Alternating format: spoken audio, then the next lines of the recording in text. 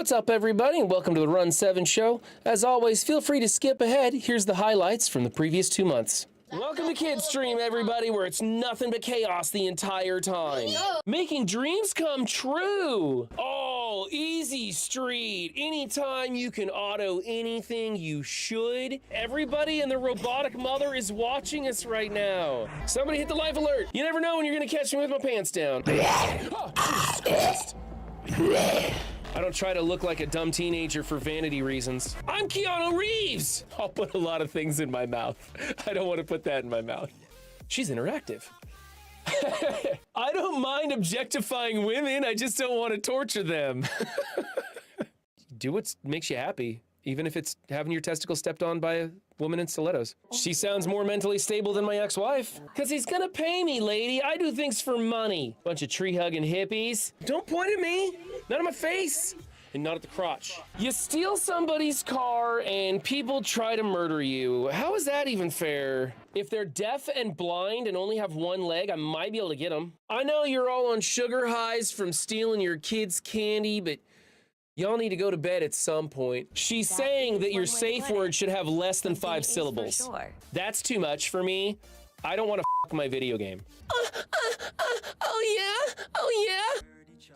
Oh my God, are you kidding me? Rello comes in here and gets it?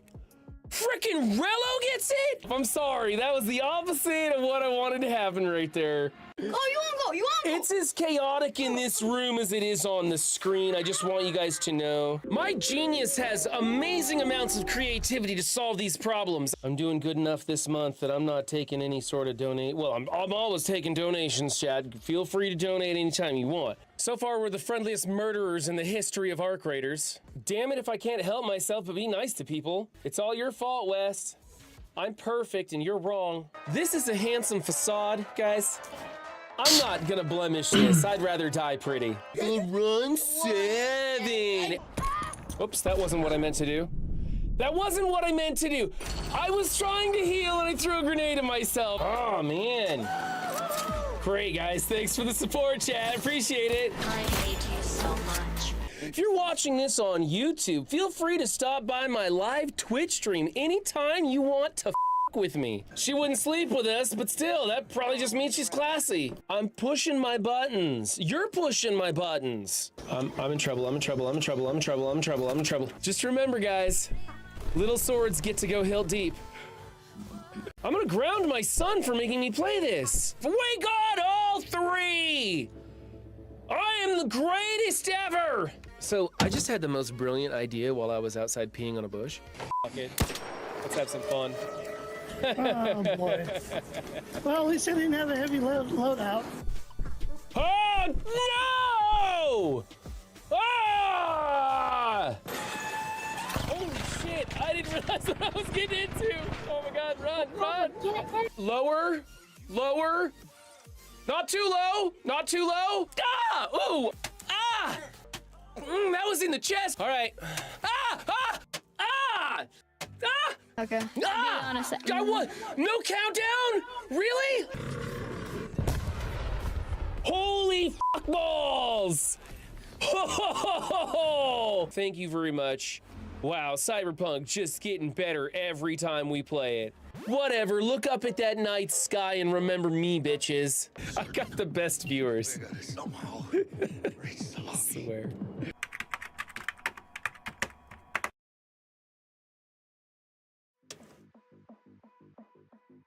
What's up, moviegoers? There's a Brian. Hey. Sounds like a Dan. Hey, Brian, how's it going? Good. Just literally went live, so are you gonna send me the knock or should I? I already sent it. Oh. Look at you go. Well, I'm gonna have to find it.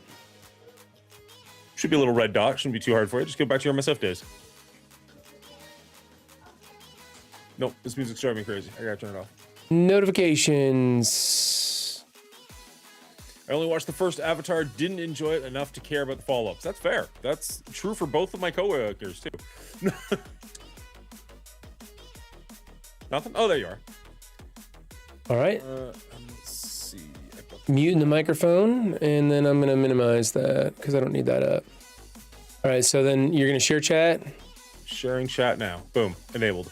Awesome. And then I think I can go ahead and close you. Yeah, that looks good.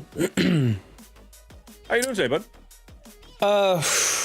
I'm okay. We had sickness in the house the last couple of days, so I didn't get much sleep last night. I'm pretty tired. I was up till 4 a.m. with sick kids. Ooh. And then I get to go to work tomorrow, so I'll be up pretty early. So I'll probably be bouncing into the sack as soon as we're done here. Fair enough. Hopefully, it doesn't take as long to rate this as it did to watch it. You know, I feel like I've got things I want to say about this movie. Like I put out an actual spoiler-free review. Like I'm a little back and forth. Like my score is a little wavery, I guess. Yeah, I'm kind of curious about this too. I think our discussion will fluctuate my score quite a bit on this one, so I'm very interested in it. But yeah, I specifically avoided your video, your spoiler-free video, because I wanted to come into this clean, and then afterwards I'm gonna go check it out. So last week, after we were done, I was talking to Will behind the scenes, and one of the things we were discussing was the Radiq audio ad, and he's like, I like it so much better when you just talk, like when you don't have like a pre-recording, because like he said this very, very politely. I don't want to put negative words instead. He's like, you're not great at reading a script. You're much better just off the cuff. Yeah. And I was like, yeah, that's fair. Tell us how you use it, and it's genuine. Yeah, I tried doing the Avatar thing 100% off the cuff. Yeah. I wrote down my notes ahead of time, but I wasn't reading anything. Uh-huh. So that's why I sent it to Will, just be like, what do you think? Because this is just kind of me blabbering for like 12 minutes or something. But I was also like, maybe don't watch it till after our rating, just in case, just, have your own clean opinions. Or Yeah, I think I saw you write about that in there. I'm very curious. That's why I wanted to watch it, but, Yeah, no, I get it. Also, if you're until 4 a.m. with sick kids, like, yeah, you got other priorities going on right now. Yeah. I saw something online, and it's a super simple idea, but it looked kind of fun, and I kind of want to try it. Are you up for fucking around for a minute before? Yeah, I'm down for anything. Let's fuck around beforehand, because I ain't gonna hang around afterwards. I'm gonna see if I can make this bigger, just to kind of get a bit more centered on screen. Okay, I should probably... Yeah, D, they're feeling better. They're over the hump. They're just coughing the crap out of their lungs now. No fevers or anything. I just went and ran and got my youngest son French fries from Burger King because I didn't think he wanted any dinner, and I ate all the dinner myself. And then he comes out and he's like, "Where's the meatloaf?" And he started to cry. I'm like, "I'll get you anything you want." And he's like, "I want Burger King fries." Burger King's 15 miles away from my house. So I'm like, how far? 15 miles. So Okay. That's why I told you guys I'll be back in 40 minutes. How's it going, Will? Good, thank you very much. Excellent. I was gonna try something different. Please but do. What I'm gonna do here doesn't require, like, I'll do a different movie for each one of you. So I'll get one of you to go off screen, and I'll do movie A for Brian, let's say, and I'll do movie B for Will. This might crash and burn horrendously. This could be a lot of fun. I have no idea. Basically, I'm gonna pick a movie off the AFI Top 100. Ooh. And you'll get 10 yes or no questions to see if you can guess the movie. Oh, interesting. That's fun. Something different. And I'll pick one that, like, I will try and be confident that you've seen it. I won't pick something that, like, nobody's ever heard of or try and be super artsy. So I get to ask 10 yes or no questions to try and figure this movie out? Correct. Okay. Ooh. Good for that? This is gonna go smashingly. Oh, I'm sure. Sorry, Will. Goodbye. So I know what I'm doing for Brian. What am I going to do for Will? Because I also want to make sure that I know the movie relatively well, right? Like, I don't want to... Oh, that's a good one. Okay, I know what I'm going to do for Will. I know what I'm going to do for Brian. Give me half a second just to bring up the IMDb of Will's, just in case he asks about something specific. Okay. And I should be able to edit this in such a way that I can try and get it down to like 2 minutes or 3 minutes or whatever, as opposed to trying to speed rush you. So, like, take your time within reason. Okay.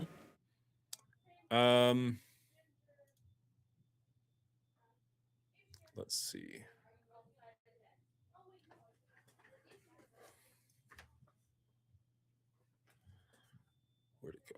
What is this? What is happening? Why did I go to IMDb? It's a great question. Are you gonna try and look things up while you're asking questions? No, I didn't even want to go to that. Okay, I think I'm. Let me know when you're good. 1 second, seeing if I can't help myself out here a little bit.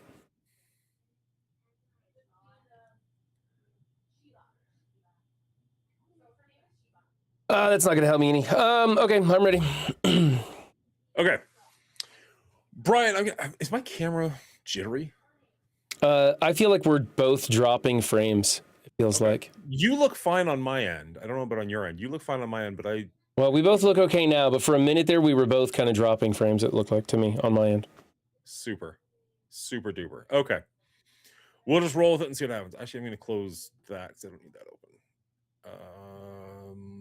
Everything else well, no, I can close that. Don't need Discord open over here. Don't need dings in the background. I don't know if that makes a whole lot of difference, but we'll see what's going on. All right, Brian, I have chosen one of the movies off the AFI Top 100. You're going to have to guess which movie it is with 10 yes or no questions. See how well you can do. I will let you know this is movie number 66. I don't imagine that's going to help you a whole lot, but maybe it'll give you some sort of a clue. How much do you know about the AFI Top 100? That there are 100 of them. Do you know what it is? American Film Institute. There we go. Okay. Yeah. Okay. Fair enough. Okay. So when you are ready, fire away with your first question, and I'll do my best to answer this. I'm a little nervous of myself. You only have to ask questions. I have to actually know the answers. Okay. Is it a science fiction film? I would say yes.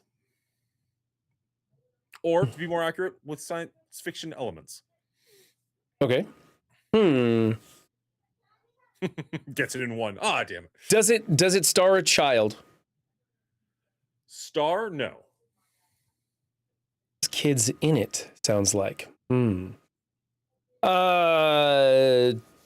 Is it a female lead in the movie? Not. Okay. So you're not going to throw me a bone and say it's Alien. All right. That would be pretty great. So that's 3 questions down already, and I feel like I'm nowhere. Oh. Was the movie made in the past 10 years? No. Okay, so it's a little bit older film. I probably should have asked 20. You know what? I'll even let you take that one back. The AFI Top 100, they only make the list every 10 years. So there's no chance the movie was made in the last 10 years. So the newest list hasn't been updated in quite some time. So if you want to take that back and ask a different question. Oh, okay. I think the list was last updated in like 2016 or something. Oh, okay. That helps me out a little bit. Let's see. Is this a movie that Will would enjoy watching? I really hope so. I would be disappointed if he doesn't. Okay. So elements of science fiction, something Will would watch, and wow, this is so like trying to whittle it down to something I would know.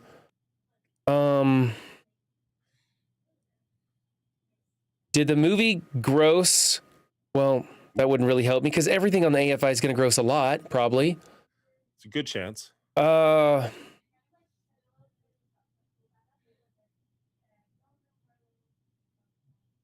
Is the movie about animals in any way? Interesting question. No. Okay. So the movie's about humans then? Correct. Take my hesitation out. It's not about. Okay. All right. So the movie's about humans, elements of science fiction. It's not a female lead, so it's a male lead. And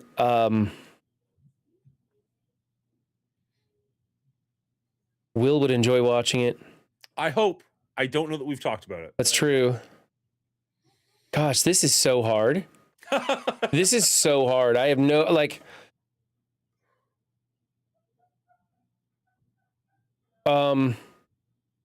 Is it directed by someone I would know? Absolutely. Okay, so it's a prominent director. Elements of science fiction, but not necessarily a full-blown sci-fi movie. So it's not like Close Encounters of the Third Kind or something. have we reviewed this movie? No, we have not. Is it Go one step further? We could. so? It is a franchise, is what you're saying? That's a question. Is it a franchise? No, don't waste the question on that. I gave that to you. Okay. So it is a franchise film. Assuming it's the AFI and it's a franchise film, it's probably the first in its thing. That's not a question. That's just me trying to think my way through it. Talking through it. I'm good with that. Okay. First a franchise, elements of science fiction. Will would probably enjoy this. It's a director I would know. Is it about natural disasters? Ooh. No. Is it about time travel? Does it involve time travel, I should say? It does not involve time travel, but it is a period piece. Oh, okay. So it's dated. All right. So it's a period piece. All right. You have one question left by my math. Oh my God, this is going to be impossible. Franchise period piece. That's a franchise. Okay. Period piece. It is not in modern times. Right. Yeah. Like, I'm not saying it's like Pride and Prejudice, but like it's not. Right. Okay. Yeah. It could be 60s or something. At the time that it came out, it was not modern. Okay. Oh, okay. And franchise. Not about time travel. I really wish I could have honed in on what the subject matter of the movie was. Would give me a lot better shot at this. I just didn't get there in enough questions. How The can questions you've asked are decent. Like, you've got a lot Yeah. of pieces, even though you don't know that you do. Yeah, I know. Like, there's a lot of movies flooding through my head right now. Most of them, though, are not a franchise film. That should have been one of the first ones. Is it a franchise film? That should have been the first question. Skinny Matthew, I'm not going to lie. I typed that by accident, and it made me laugh when I was putting in the title. I would love to know if Will has it and he's just screaming in the background. And it's AFI Top 100, so it can't be a Fast and Furious movie. Oh, fuck. So I don't know. That's not even a period piece anyway. I mean, the first one is now. They're stealing DVD players. Yeah, that's true. That's true. Yeah. Oh, man, I remember when VHS used to be the joke. Now it's DVDs. It's just physical media in general. Yeah. Don't bother. Oh. It's a franchise. This is so hard.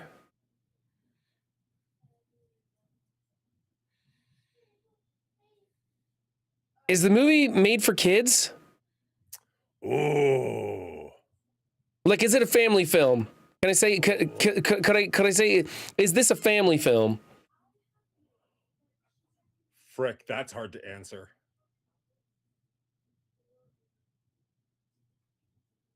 I can't. That's hard to answer with a yes or no. The best I can give you is it's PG, and I watched it as a kid. Okay. But that, if you didn't want to show your kids, I wouldn't hold it against you. But I watched it as a kid, and it is rated PG. Okay. So that is your 10th question. This is so hard. This is so hard. What's your first instinct? Well, like a Lord of the Rings or something like that. But Okay. that's and I don't think that's it, because I don't even know where Lord of the Rings would fall on AFI Top 100. I would also have been 20 when that came out. So Okay.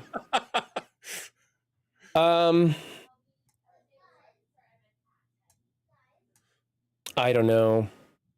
do you want me to just put you out of your misery? Okay, let's go with because Star Wars is too science fictional. Let's go with like a Indiana Jones. Let's go like an Indiana Jones. God damn, well done. It's Raiders of the Lost Ark. Really? That was a wild guess. I thought Star Wars, and then I was like, no, because it has elements of science fiction, and then it just got me on Harrison Ford, and I was like, well, Indiana Jones is pretty decent guess or something. I wanted to say Goonies, but it's not a franchise film. Nope, that was good. I love that. I love that you just randomly pulled that at the end. Yeah, that was okay. Oh my gosh. All right, well played. Well played. Will, did you have that at like guess 3? No, but I would have asked different questions. Yeah, the questions is terrible. I didn't know what to ask. That was terrible. I did No, put it's these guys tricky. completely on the spot. They knew nothing about this 30 seconds before I started playing the game with Will or with Brian. So that's fair. Will, the question was asked: do you like Raiders of the Lost Ark? I guess we'll find out if we ever do it as a franchise. Frick you! Coming in January. Move over, Kill Bill. We're moving this one up.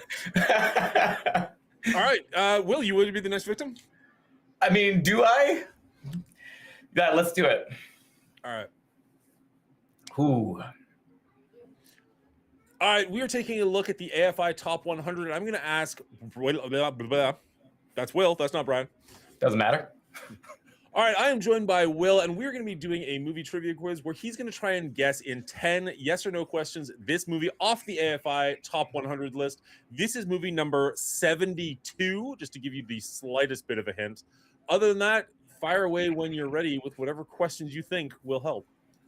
Okay. And I'll do my best to answer them, but I'm nervous. Is it a comedy? It is not a comedy.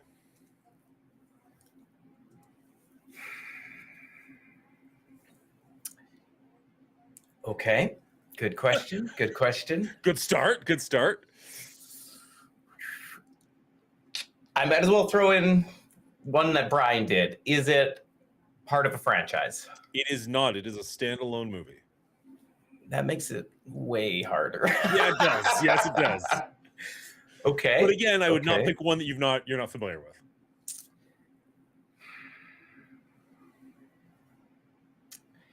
Okay. Not sure how many franchises are actually on the. Yeah, there's probably only a couple. Yeah. Okay, let me ask you this. Was it made after 1970? Yes.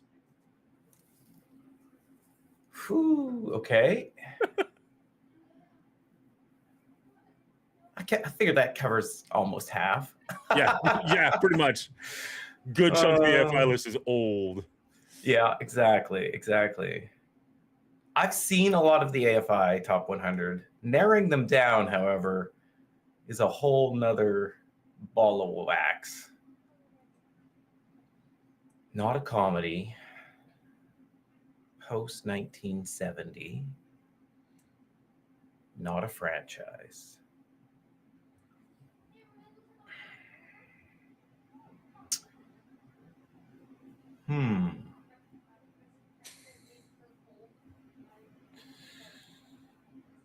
Okay, yeah, that's a good question that you kind of threw out in Brian's. Is it a period piece?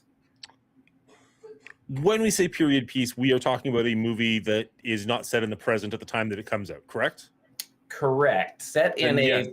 a previous time, not necessarily a real story or anything Not like like that. Victorian time necessarily, but like Mhm. it is a historical film at the time it comes out. Yes, it is a period piece.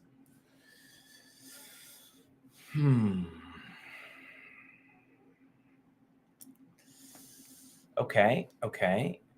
I think I still have to go date. Okay. I think that's the best way to narrow this down quickly. Was this movie made after the 1990? Yes. Okay. Halfway through, by the way. 5 questions. Okay, that's not bad. Halfway through, and I think we've got it narrowed down to maybe 20 movies. You're not looking at the AFI Top 20, right? No. Okay. I'm familiar. My wife and I, at one point, tried to watch through them all. We Yeah. never got through them all, but, you get Yeah. familiar with what's on there. So 90s or more, we're thinking Can't be like a. I think Toy Story was on there. It won't be that. It won't be Lord of the Rings because that's not a period piece. It's well, maybe it is. I mean, technically, it, Okay, maybe. I'm not But sure that's- Lord of the Rings is on there. I mean, it probably is, but is Lord of the Rings American made? That's a good question. Oh, that is a good question. Probably no. American studio, right? I guess it's giving something away. Lord of the Rings is on here, but we already determined this is not a franchise, so it's not that. Right. Okay, good. And Toy Story is not a franchise, so forget it. What am I listing franchises for? Okay, 90s movies. Okay.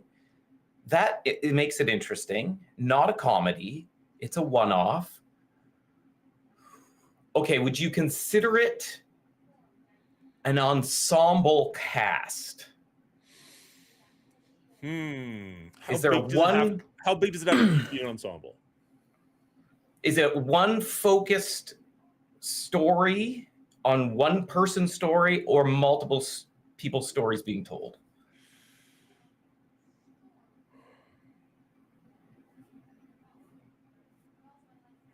Multiple people's stories. Okay, multiple people's stories. Okay. It's Okay. possible you're going to throw stuff at me for that one, but I believe that that's the accurate answer. It's possible I don't even know what I'm asking anymore. Okay. Is it based on a true story? No.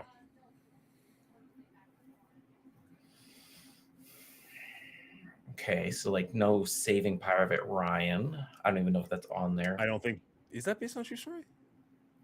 I actually don't know, but Okay. it felt real Like to World me. War II is real, obviously, but Yeah. I don't know if that specific thing was real. Yeah. Clockwork Orange is more of a singular. That's too old. Okay, get that out of your mind. 90s forward. I don't think Jurassic Park's on there. Sorry, Dan. it's fine. Just You already did Raiders. Raiders is franchise. Okay, that's out. Jurassic That's Park's also a franchise.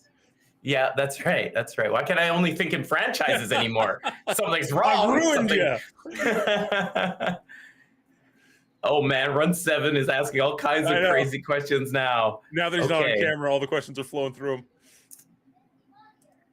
Okay. Ooh, okay. Is it a hero's journey?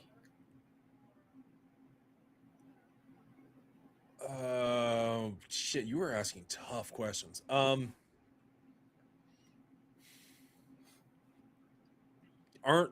Isn't every movie ever made kind of a hero's journey? I don't think so. Okay. Um, I'm going to say no, but take that one with some salt. That's fine.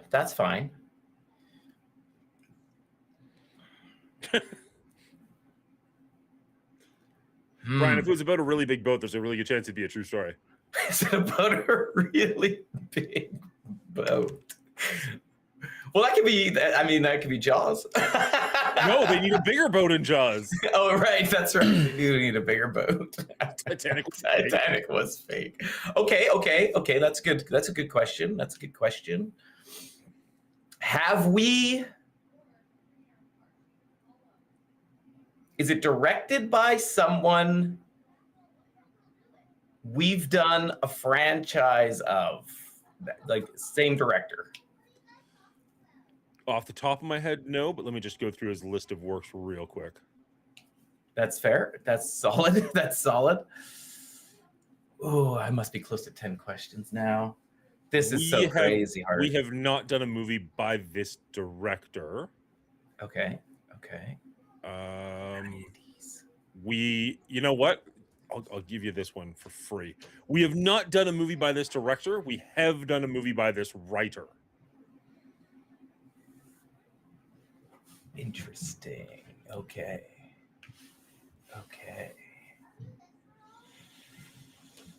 Oh, there's a few movies on here.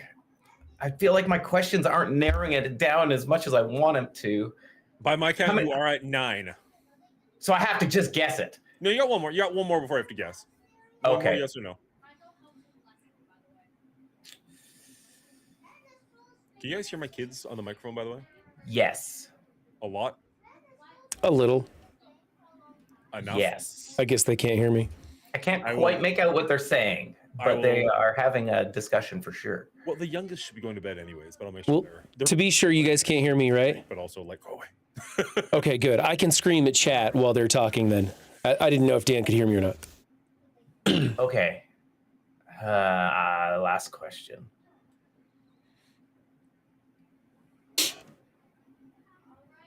Not a comedy, not a comedy. franchise.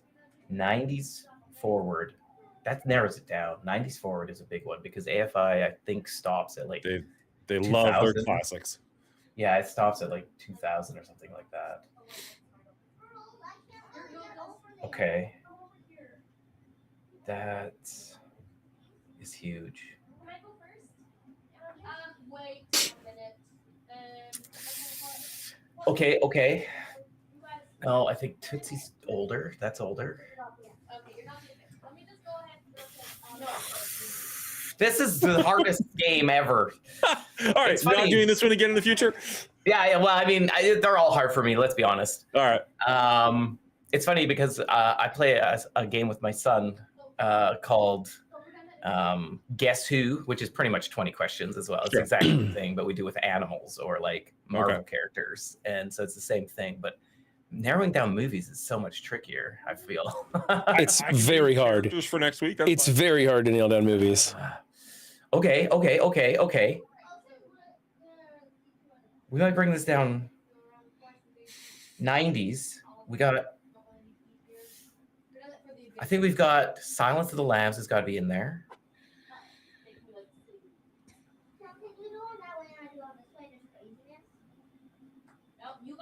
Shot in the Dark. Okay. Well, you still have one more, but okay. No, I know. The question is going to be like Okay, gotcha. really hit or miss here.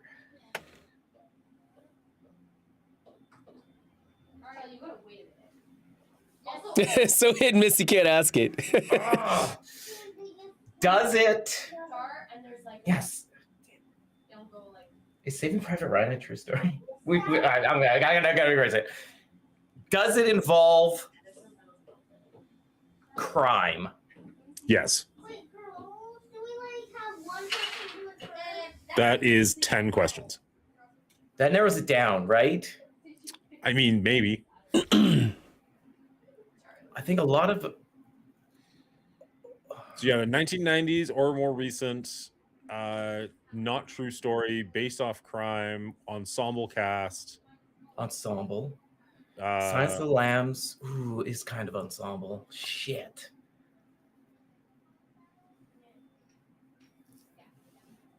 Oh, come on.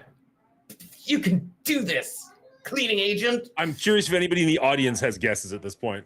I appreciate that nobody has thrown a guess. I just let him try to have it on his own, but I think Sixth Sense is 90s plus that was on the list. it's definitely that- 90s plus. Is it crime though? I guess it's a crime that kicks it off, but I wouldn't say it's a crime movie. I'd say it's kind of ensemble.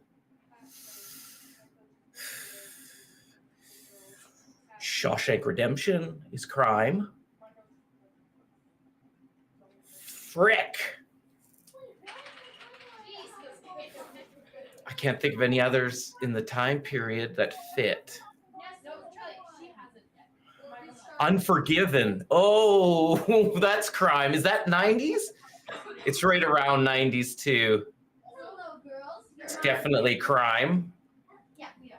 All right. Is it ensemble? Yeah, that's two leads, right? If you could just bring your horses, I will put you, and then you Okay, I'm gonna go. I'm gonna go with my guy. I'm gonna go Silence of the Lambs.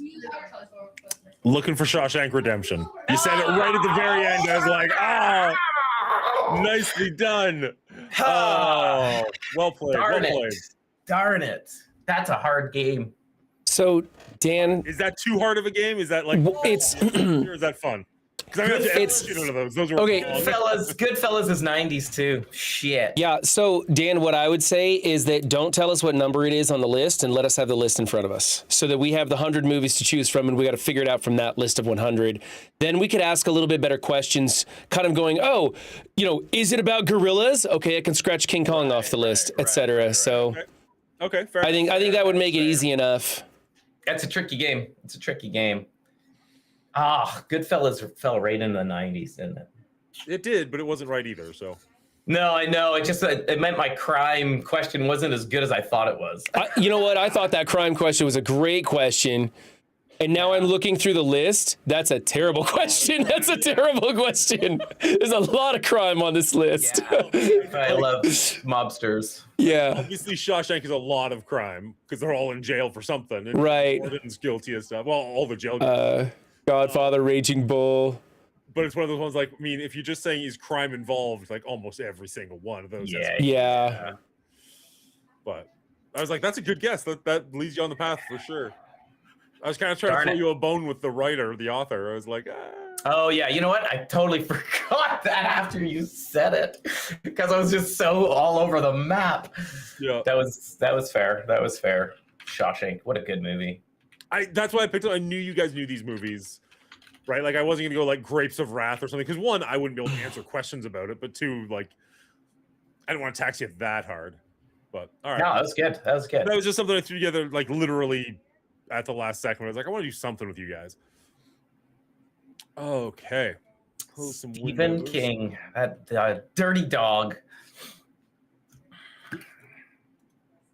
I'm gonna write down.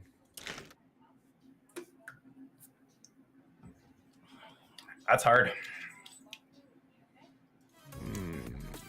All right.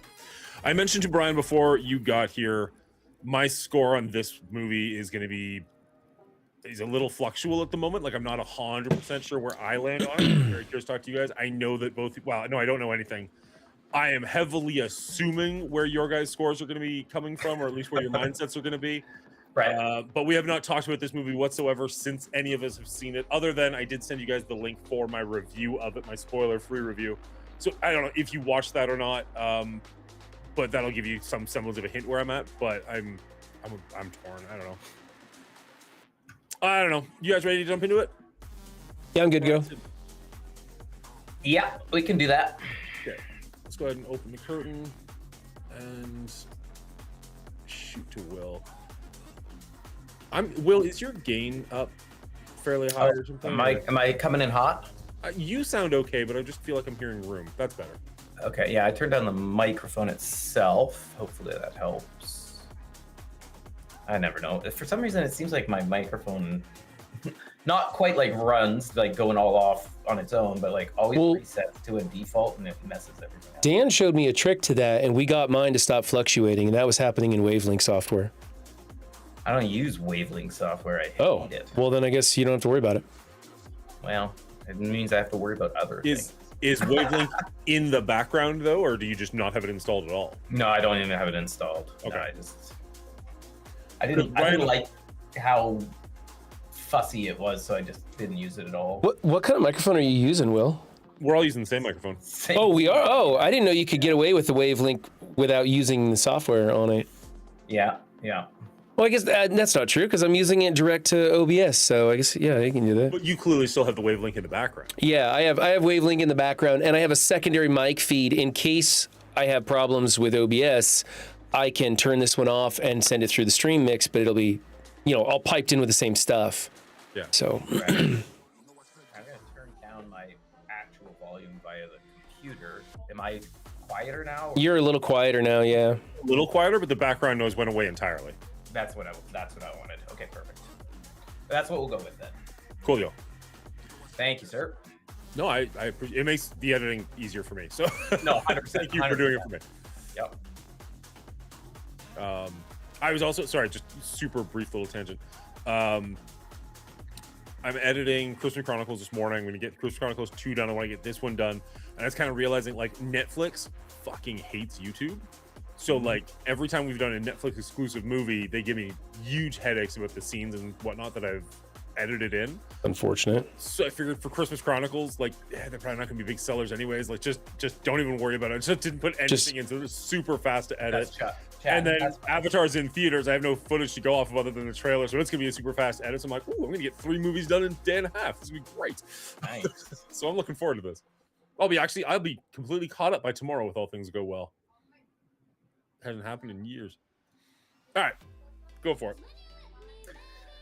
Avatar Fire and Ash 2025.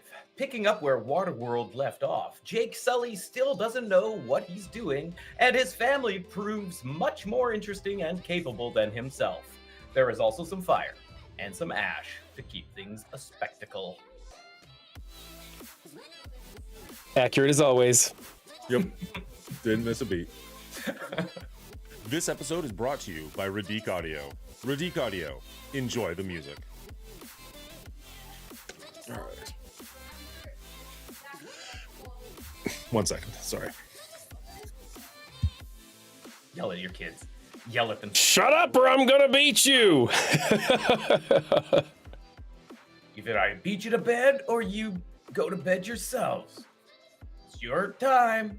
It's your dime.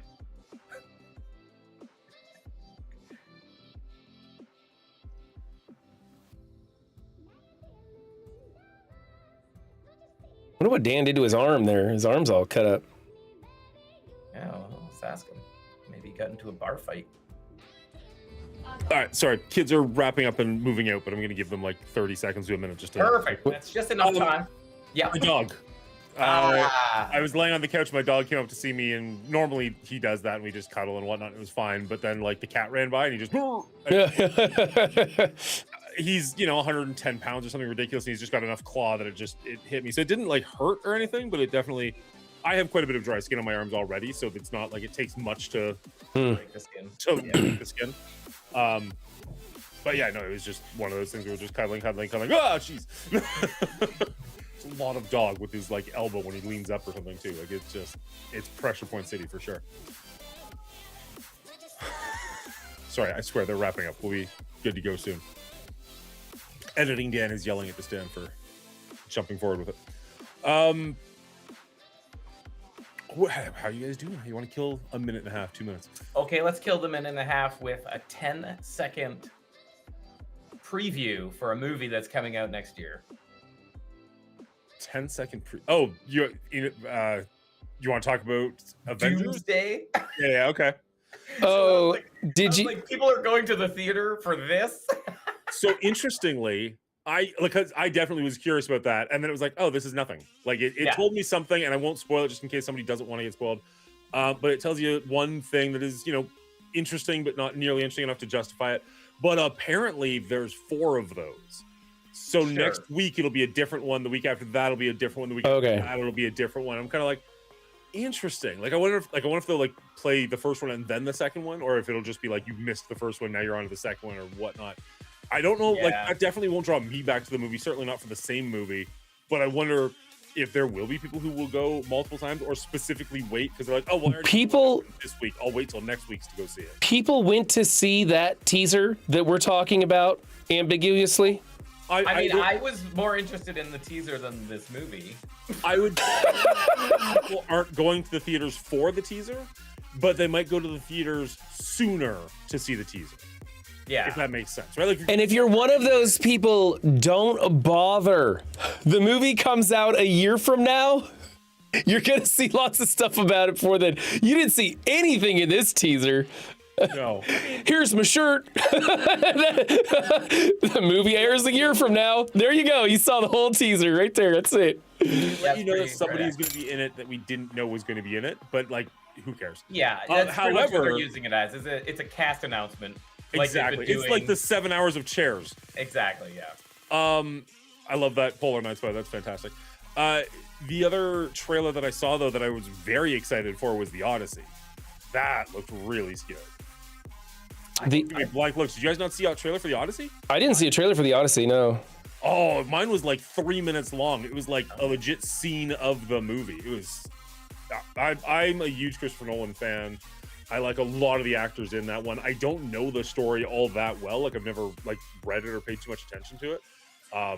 but it looks pretty solid. So what I saw was like John Barenthal and Tom Holland in a bar, and he's like, "Oh, do you know the story of like the horse or something? Like you've heard the story of the horse, but have you heard the story from the inside?" And it cuts to the Trojan horse and them dealing with it and like bringing it up, and you know the story. Like I'm not spoiling anything for anybody. I hope them Well, breaking the whole out and movie like shouldn't be a stacking the spoiler. city and whatnot. It was just like it looks good.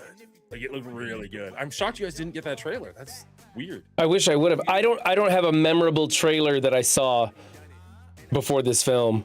So Yeah, the most memorable trailer I saw was Digger, Oh yeah, which was Tom also a Cruise. nothing. which was also a Nothing Burger trailer. oh yeah, okay, I remember that. Yeah, you're right. Nothing there. Yeah. All right, I believe the kids have left the room. We can false start number 2. Sorry. Odyssey looks really good. Doomsday I was excited for and kind of let down. I'm sure there were other trailers that I don't remember a single one of them. All right. Hello, everybody, and welcome back to Our Rating, the movie show where I get together with two of my friends. We take a movie franchise, break it down by movie, give it a score, and throw it up on the board to see where it compares to the other movie franchises. This week, we were talking about the brand new Avatar Fire and Ash. This one just came out 4 days ago at the time of recording. We were recording this on Monday, as Thursday is Christmas Day, so it's a little bit off schedule, but I appreciate everybody who's here with us, hanging out, seeing what we have to say about this Fire. Will, how are you doing this week? I'm doing good. It's the beginning of the week instead of the end of the week, so I'm looking forward to the whole week. Excellent. How about you, Brian? You all ready for Christmas? Yeah, I'm pretty ready for Christmas. I'm definitely ready for a nap. It's been a long day for me, but fortunately, this is the beginning of the week, and I'll be able to get some sleep tonight. Excellent. Love to hear it. Love to hear it. Now, for people who are coming in for the very first time, I like this franchise quite a bit. I'm coming at this from the process of a fan. Will and Brian, I kind of had to twist their arms to see the other movies. Not fans. You saw the first one and did not see the second one. Brian, you did see both of them, but you were not a fan of either one. Yep. And both of you would have skipped this movie entirely if I hadn't forced you, correct? Yep, that's accurate. Correct. Cool. I went into this one excited. I took my kids to it. I was looking forward to it. I would have seen this even without a movie podcast. I would have seen this one in theaters because I just enjoyed the franchise. Last week, Will, you had said that Way of Water was just a reprint of the first movie, and I disagreed with you, although I don't know that I made my point all that well spoken. Right. This week, we absolutely got a carbon copy of the movie before it, and Yeah. it was really hard to sit through at certain points. Not that I wasn't having a good time, but just because I was thinking in my head, like, oh, they're gonna roast this and I'm gonna have no ammunition. yeah, this one more than even the last. This one seems like Water World 2.5. It feels like it is a continuation of the second movie. So it feels like the second movie was a setup for this movie, mostly. But with a lot of the same plot points as the first and second movie. So it made it a little difficult to chew through. Yeah. I was saying that this is basically like DLC for the last movie. Like, it's not, like you said, like 2.5. Like, it's not its full own thing. It is kind of just a little bit of an expanded version. And if this was like, it almost feels like they probably filmed this at the exact same time. Like, almost like They it's Kill Bill probably 1 did. and 2 or Yeah. something. Mhm. And just like, they couldn't have a 6-hour movie, nor should they have. So they just split it into two. But this is the first one where, like, not so much that I felt the length of it, but it just didn't justify the length of it. Like, you're literally just showing us things we've seen before. Some of them looked like they were straight cut and paste from the other movies. Like, I would not have been surprised. I would have been surprised because it's James Cameron, but I would not have been surprised if some of the scenes that we saw were literally from the previous movies and they just like copied, pasted, and maybe like updated their wardrobe or something. I don't know. I have a lot to say about this movie, but I don't know how to start the intro with it. So, Brian, what did you?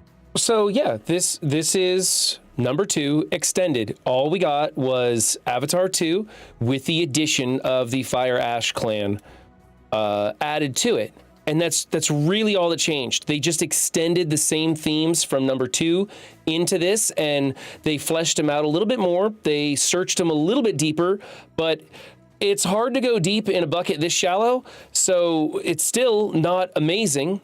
But I think, honestly, between 2 and 3, I kind of liked this one a little bit better overall. Unfortunately, I had seen most of it already.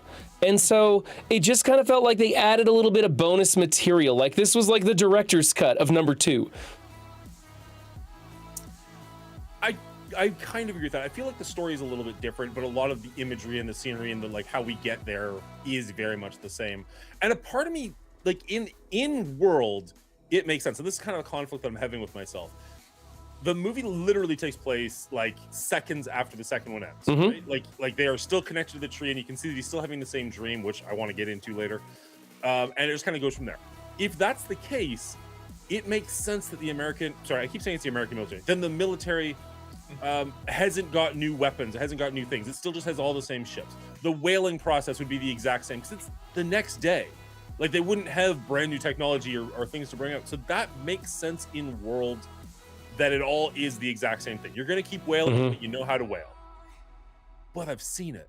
Yeah. Like at least the difference between like the first Avatar introduces you to the Na'vi and Pandora and all these incredible things.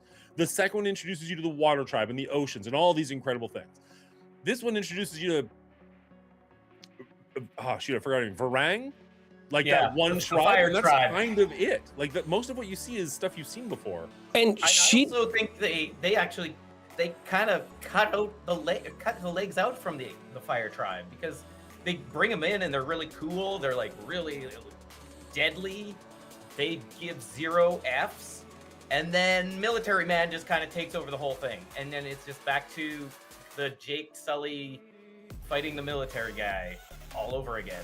Instead of like this cool tribe that could have been more and should have been more, they just kind of took a back burner as his cronies, and I was just like, ugh, why? Yeah, it's almost like they needed to get the Colonel some more troops to fight with. And so they just brought in this tribe that he takes over and utilizes as his own troops. And it was a way more interesting tribe or set of characters, really, that we've seen. And they clearly, like, she starts to kind of discuss their backstory and why she isn't interested in their world god and their religion, and she has separated her tribe from the rest. And it sounded like a really interesting story. And 3 hours and 15 minutes, we spent a total of about 120 seconds on their backstory. That was it. It was just ridiculous. The most interesting characters we've had in the franchise so far, we got 120 seconds of their backstory. I think probably, not probably, there's a possibility that the reason they're interesting is because we don't know a lot about their backstory, right? Like, Wolverine gets less interesting when we know everything about him. Well, Like, sure, it's but more fun when he's wrapped in shadows. But this tribe is radically different from anything we've seen on Pandora, other than they are at their base value. They are also Na'vi, but they have completely separated themselves from their religion, from nature, from everything. And we didn't even know they existed until now. And out of nowhere, you're like, wow, there's this radical warring tribe. And we don't get to learn anything about it other than, you know, she wants guns. He's got the hots for her, the Colonel, and they end up throwing fireballs at everybody together. And that's kind of it. Like that's all we really learn about them. And so I was disappointed on that front. And instead, we spent so much time doing the same thing we saw in the previous movie, including features like I thought that Jake Sully and his youngest son kind of buried the hatchet in number 2, but they just started that whole drama thing over again. And then at the very end of this movie, he's like, I see you. And I was just really disappointed that we had to go through all of that again for no reason. I mean, it is the day after their son died. Like, the fact that they were still grieving makes sense. Like, the fact that I mean, I get all that. Still, like, freaked out. Like, I get what you're saying. And, like, the conversation between Jake and Atari where they were like, you know, I'm still human. This is who I am. Do you hate me? Do you hate your kids? And, like, you can see she's conflicted about it. That was good.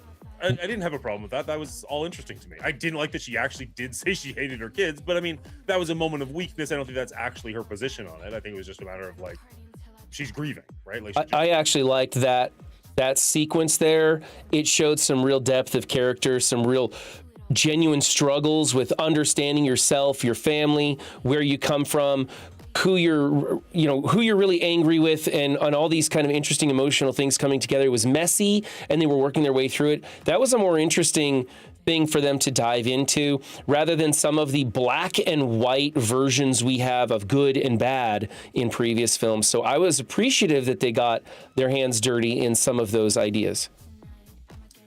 I'm going to take that one step further. Getting your hands dirty is a great little send off. Did you guys feel at all like, I don't know, maybe I thought Kittredge was, for the first time in 3 movies, actually a fascinating character, and I actually liked him. I hated that they brought him back in the second one. I thought, just let him die, let that be it. I actually really, really liked him in this movie. I liked the scenes with him and Varang. And I found, like, Jake Sully just got, like, more and more pushed to the side, less and less interesting, and I was super on board with it. Almost to the point where there's a scene, we were spoiling the crap of this movie, there's a scene where Jake has, like, a knife to Spider, and I kind of wanted him to kill him. Not that I dislike Spider, but I wanted them to, like, do a flip and have, like, Kittredge almost become, like, the good guy, and Jake Sully had turned this corner and become, like, irredeemable. Would have been cool. I was kind of really disappointed when they didn't go that far. But, like, did you guys get that feeling, like, that they're just making Jake Sully, obviously they're pushing him to the side. The story is wholly narrated by his son at this point. But, like, is he just, not that he's less interesting, because he was never very interesting, but, like, he's not necessarily even a very good person in this movie. No, yeah, I mean, I think, to me, it felt like the corporal or whatever is going through what Jake went through in the first movie. That's the problem. The beauty of it is the corporal did it better because he's a more interesting character, better actor maybe. So it's at least enjoyable to watch, but we've seen it before, just done poorer in the first movie. But it's like him finding, you know, out like that about the Na'vi people and why this planet is so great and why like he's shacking up with the locals, right? Like it's the exact same story. It's just from a different kind of angle, but not really, because they're both just these hardened military guys. So I don't know. It just is like conflicting to me because it's the same story told again, but it at least with a better character. I mean, it kind of, yes, but I do like that he found his own way in. Like the intensely spiritual Na'vi, he's still just like, you guys are idiots, I have nothing to do with you. And But a warring tribe. War tribe, and he's like, oh, Yeah. you're an equal. Like, you, I can understand. Like, he doesn't look down on them in the same way. Yeah, okay, I can understand the same similarity in the beats, but I liked the way they did it with his character. It had, Well, and it was faster, which I like too. yeah. Right? Yeah. Like the first Avatar movie, that is the majority of the movie. Yeah. This one, they're just in Well, bed. there's like one scene he walks out full gear, just complete native from one scene to the next, and you're like, oh, okay, we're gonna wrap this up nicely. All right. It kind of had a feel of, I want to say like an Apocalypse Now feel, but that's giving it way too much credit. It was more like a Platoon feel, kind of a Vietnam kind of feel, where he goes native in all the worst ways, and it was interesting, and I liked that also. So that was kind of cool. They did have a pretty hard transition when he came out in, like, he walks up to the other general, Quaritch walks up to the other general, and he's just head to toe white and red, native Indian kind of gear, where I want to say Indian tribal gear, and it was like, whoa, that was fast. She must be really good in the sack, I guess, because he is wearing her outfit.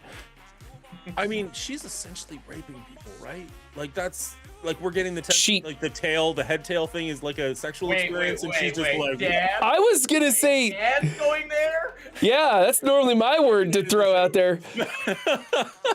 but like, was that not kind of the impression you got when she's just like forcing people to her will? I'm like, whoa. Okay. Well, I mean, she did say that she was going to enslave Quaritch and have him pleasure her. Yeah. She said that. But you're right. When they whip out their little tail tendrils and stuff, and we've never seen them go person to person like she does, I don't know why she was able to put somebody else down on their knees, and they couldn't do it to her until Kitty does it at the end, I guess. Well, I'm pretty sure, don't Jake and Natari do it like under the tree in the first movie? Like that's them legitimately Oh, is that like the... consummating. Oh, wow. I don't remember. Did they do that in the first one? I don't remember them touching tails. But yeah, it did have an air of sexuality, and it did kind of look like, hey, I'm going to kind of rape you in front of everybody. It kind of had that a little bit. Her like taking power from them or something, like what was the reason behind it. I didn't really catch that. It allowed her to like mentally control them, and she could put them on their knees. And then later, Kitty does it to her, but Kitty has the ability to put her down on her knees instead. This super being for Yeah. some reason. And hey, okay, talking about super beings here. In the first movie, the tree of floating flowers or whatever has its little lilies drop all over Jake, and he's like the one, right? Yeah. And he hasn't really been important since the first film. He's kind of been a bumbling idiot father in 2 and 3. And other people are more important. Like his son brings together the big whales, right? And Jake couldn't do that, even though he was flying on the big bird. His illegitimate daughter Kitty talks to God, and Jake doesn't do anything but like get stabbed and fall off of flying birds and stuff. That's it. Well, Jake wins the first war, which allows those two to get born, which allows them to do their further thing. So you kind of have to go the route of like, how omnipotent is this tree that it can see like 3D chess, right? Okay. You're right. Like he did this one thing. I was just kind of like, Effect. it was just kind of weird that they made him so important in the first one, and he is not at all important in the next two for the most part, really. Here's my working theory. This is like a Walking Dead situation. If we talk about like the Walking Dead TV series, you have Daryl Dixon, who is like a nothing character. He's not. I don't even know if he's in the comic books, but the audience loved him so much that he becomes a mainstay character to the point where people are like, if they off Daryl, I'm not watching anymore. I feel like this is the same kind of thing that Jake Sully is such a boring character that they're like, we have to. The audience doesn't like him. We have to veer. Let's go some other direction. Let's bring some other people to the forefront. And I think that's why like the Corporal got more screen time, and now the kids are more important, and Jake is just gonna fade into oblivion because he's boring. He's straight boring. Nobody cares about him. And hey, I think that's a but I also think that's the natural progression of fatherhood. Like you are the main character in your story until you have kids, and then they become the main character. You know what I mean? Like I agree with that, but in this case, Jake's a boring character, and I think Will's got it. They're writing him out of the story because he's dumb, and I think it's the right choice because he wasn't good in the first one. He's terrible in 2. He's even worse in 3, and I enjoyed watching his kid, and I even enjoyed watching Kitty this time a little bit more, and she was creepy as hell in the second one because of the voice translation and everything. I was a little like I was ready for it this time, and so I was able to watch her. But also, maybe not plot holes, but I don't understand the plot revolving around her. Why she's able to like do godlike things, but then God doesn't want to talk to her, and we thought there was a reason for that, but then it really felt like they were keeping her out, and then like 2 other people had to like force her in front of their God and be like, hey, no, she's really here, stop giving her seizures and let her talk. It didn't make sense to me. I don't understand it. I didn't mind the fact that they helped her get through or over the hump. The things that I didn't like about that scene was like the tech guys like, oh, it's like a firewall, and these natives who have never touched a computer are like, okay. Yeah. Like, why did nobody question that? Like, what are you talking about? What is a firewall? Because he was talking to the audience, not to the characters in the story. And that's one of those things where like when you're like, why do they call him Spider? That was that moment for me. I'm like, they don't know what that is. They've no idea what they're talking about. Right. The other thing is, it looked like it might have been a Na'vi face. It looked human to me. When like she started turning around, I'm like, that's a person. Like that is just straight up a person. Yeah, it did. It did look human. But I mean, maybe that's us because we're human. We just recognize those human features. Or you know what? That's actually a great. Or maybe a lot of different media does that exact thing. Maybe we killed Gaia here on Earth, or tried to, and so she fled Earth and went to Pandora and became the god of Pandora. And really, it was humanity thousands of years ago that started all of this stuff. And now they're here to finish it. Yeah, that's right. Burn it down. Better, but sure. I don't know. I do dislike like Brian. Like she's seizuring out. She can't go under and do that connection again, or she's gonna die. But just push harder, and you'll make it through. It's like the worst. Yeah. There was no telling you can ever. there's no message or reasoning for it or anything. It was brute force this motherfucker. That's it. Like that was it. Something like they just, not just override it. It's the fine. power of friendship. Was Okay, it so I want friendship to touch or on that romance? as well. Well, whatever. I also want to touch on this before we move on from the whole like Gaia dream sequency thing. Sure. I know the answer is going to be I don't care, but like, how does it work exactly? Because when Jake like the first movie, we see them touching in, and we don't see anything that's going on in that world, from my understanding. We just see them connecting and having their little moment. In the second movie, when Jake goes in, we see what he's seeing. He is reliving a memory because his son is now like 8, and he's fishing with him, and he's showing him what he's doing. And then in this movie, multiple times they go in, and they're living in the real time because like With people all that the dead died people. that day Nobody are died alive, and they're anymore, welcoming in, kind of like it reminded me of New Hope, to be honest, where like Alderaan explodes and Luke's all sad about his master, and like Leia's comforting him, be like, "Oh, my whole planet's dead, but like your friend died. That's too bad." And like in this one, you have Spider, who's like, "I'm being accepted. All these tribes people are dead," and they're just like, "Cool, welcome in, Spider." I'm like, "What is like you died 8 minutes ago? Why are you all here?" It just Yeah. blew me away. Nothing makes I don't sense. understand the rules of it. Again, they undercut so many things in these movies. Like they just the whole idea of death is just pretty much removed now. Aside from if humans have their way and destroy this planet, obviously all these people, Sure. the dead people will Needs to die be. because the world is dying, right? Yeah. But right now, death doesn't really mean anything. So all the grieving doesn't really mean anything. Yeah. It really makes it tricky to. You just said it. I don't care because they don't want me to care. They're giving me all these things that make me not want to care. Yeah. I don't care about the son's death because you can go see him anytime. Yeah. Great. And apparently he's still living his life. Like the one son is getting advice from him. Like if you could just go back and relive memories, it'd be like, okay, That's like one thing, Sure, yeah. that's one thing. But he's going back and hanging out with his brother, and he's like, "Oh, I gotta go get dinner. Sorry, kid, I'll see you tomorrow." I'm like, Yeah. "It's your brother just became the kid next door. Weird." Right. But the other thing was, I do like that Kittredge's squad stayed dead. Like he's only got the one squad mate left now. Because Right. it would have been way too easy for them to be like, "Oh, you know, Project Phoenix, we got 50 of them in the back tank," and then death really doesn't matter. You're gonna kill Yeah, Kittredge 50 times. At least if it's like, "Oh no, this was a process to get more of you," and the army's kind of pissed off at you, so we're probably not gonna bring you back if you die. I don't think he's dead. I think he jumped off that rock and he'll be just fine. Yeah, But because- If everybody else falls you for don't the see guy. the body in Hollywood, it's not dead. 3 other people get shot off their sky horses, and like, "Oh, I hit like 4 plants on the way down. I'm fine." And you're like, "Oh, that's gravity. Cool." here's my going theory on that. He's gonna land on the Turok or the big bird, and he's Oh, gonna God. become the chosen one now. He's gonna literally replace Jake, and the tides will turn. The tides will turn. You know what? After this movie, cool. Why not? I agree. I'm The done whole with bird Jake, thing and Kittredge in is this getting more and more interesting. He's like, I don't want to do it. It turns me into a monster. It didn't do anything. He got on the bird. He got shot off the bird. They didn't do anything. No, not a thing. It was rally the troops, which didn't matter anyway. He threw around a couple of airplanes with it for fun, just explosions. Which But then we've seen they him do lo- exactly before. Yeah. And they lost.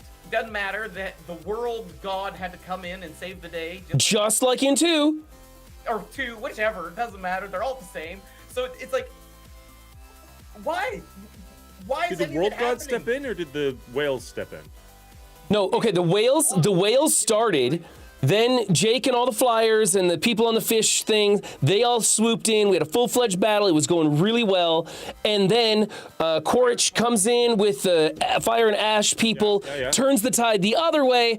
And then finally, at the 11th hour, we get the world god steps in with the octopus, who we had like a 30-minute sequence of the sun being chased by the octopus, which I thought was such a waste of time. All that was just foreshadowing so we could have octopus going after all the submarine stuff.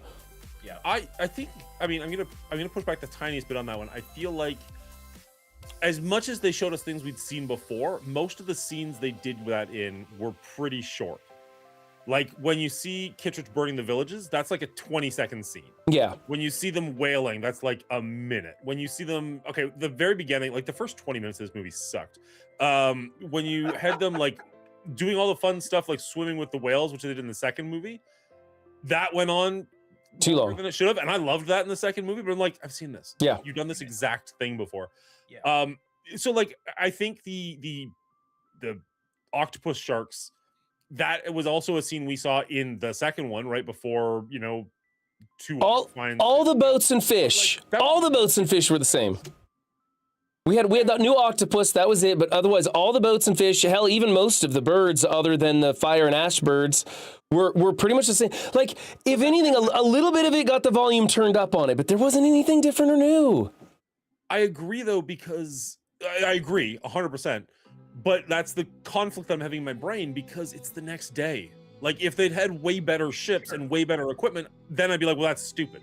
Why would you have gone out with the other stuff if you had this stuff waiting at home? So the fact that they were using the same like underwater mechanical crabs and like the boats and stuff like that, which in 2 I loved the look of, Yeah. makes sense. But at the same time, like, I want to see something new. Like, why would you make this movie 8 seconds later? Why wouldn't you do another time jump or something so that you can kind of justify making new toys for me to look at? Even in the one scene where like the mechanical crabs are getting out, it's got the same guy like punching his fist like he's getting ready. I'm The like, same thing, yep. stupid in the second one. You didn't have to do that one again.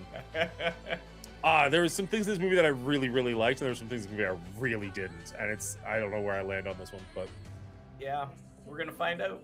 yeah, we are. Yeah, I don't know. To me, the repetition of or recycling of the same story elements over and over again with different characters or slightly different outcomes, mostly the same outcomes, it's just becoming a pain in the ass to watch. Really, is what it comes down to. Because not only is it the same thing I'm watching, I have to watch it for 3.5 hours every time, and it's just like, why? Yeah, it looks beautiful. Great. Yeah. I don't care enough to watch it for that long. Yeah. There's just not enough going on. I don't know how you guys witnessed this film, but I saw it on a DXL screen with 3D glasses. I went all out on the viewing experience in my area that I could see it in the best format possible. It was beautiful. Everything looked incredible. I felt like I was in one of the best produced video games ever. It looked fantastic.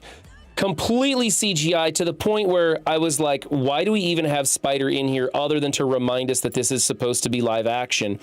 But it looked great. But I felt every minute of that 3 hours and like 19 minutes or whatever it was brutally long, and I need it to be shorter. I need the next ones to be closer to 2.5 at the most for me to enjoy it, because after the 2 hour mark, I'm like, I don't care. I just want to go home at this point. I'm just seeing the same things. And for us to see the same recycled stuff from the second film for another 3 hours just made it that much worse for me, even with the best visual experience possible. I also saw it in IMAX with 3D glasses, and I don't think there was I can't remember a single scene where the visuals took me out. Like 1 and 2 both have moments where you're just like, ooh, that doesn't look great. Yeah, this was clean all the way through. And this one like worked for me. Again, imagery we've seen before, but really, really well shot. It's the best way I remember. The scenes in this, that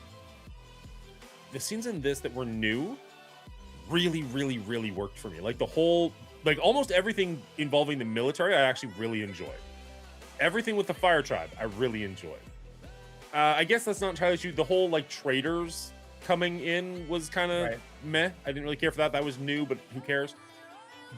But it's probably like 60-40 recycled imagery to 40% new imagery. So as much as that new imagery worked really well for me, that other 60% just, like you mentioned, like this is the first time, I don't know that the movie dragged for me per se. Like I don't know if I was like waiting to get out of it, but this is the first time where I'm just like, I'm not living in this world right now. Like, I am aware that I'm in a theater. Now, I was in a PAX theater with way too many small children and at least one dude who was like audibly surprised at everything that happened in this movie. And that was kind of funny and kind of really obnoxious. But like the kids in front of me were so bored they were playing on their cell phone the entire time. And I'm just like, fucking phone away. Oh yeah, that's brutal. But also don't bring 4-year-olds to a 3-hour movie. Like, Yeah, I had a lady next to me that was certain that they had messed up her order because they had charged her like $70 worth of food to be delivered to her seat, you know, one of those dine-in theaters, which this was just an expensive theater. I knew that was probably right. But she spent a full 15 minutes with her phone's flashlight on, viewing her receipt right next to me with that light blaring in my face. I was just about to say, like, I look over at her and then she turned her phone off. I was like, oh, we were so lucky. Because it was so rude to have that flashlight on. But yeah, so I want to focus on something a little different. See if we can move on, unless you guys got something more to talk about with the look of the film.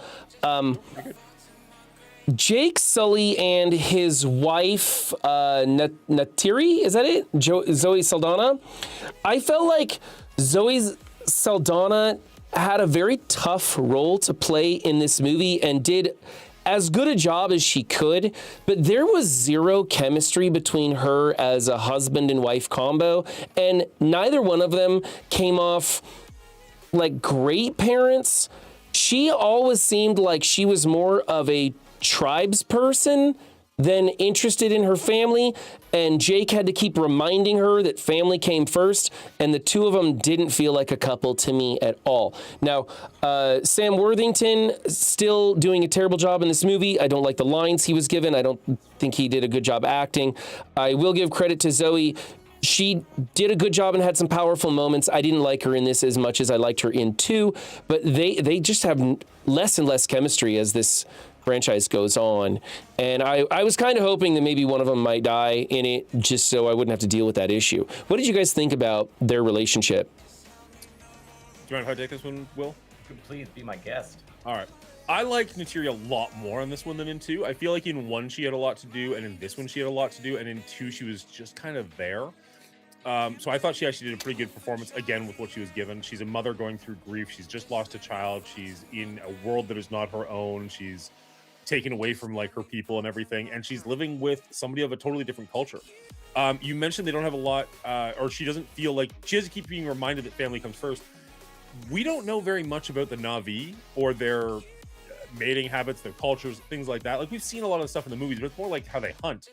We don't really know how their home life is, right? So even on Earth, you can get people from North America marrying people from Japan, and just the culture shock that you get there is my wife and I are both from North America, but like from what I've heard from other people, the culture shock can be ridiculous. Now you've got somebody from Earth and somebody from Pandora, of 2 separate races trying to get together and make this work. Who knows? Like, who knows? If they're leading this towards them having a massive fight and a divorce or a breakup or something, cool. Like, let's just cut Jake Sully out of this entirely. I'm very okay with it.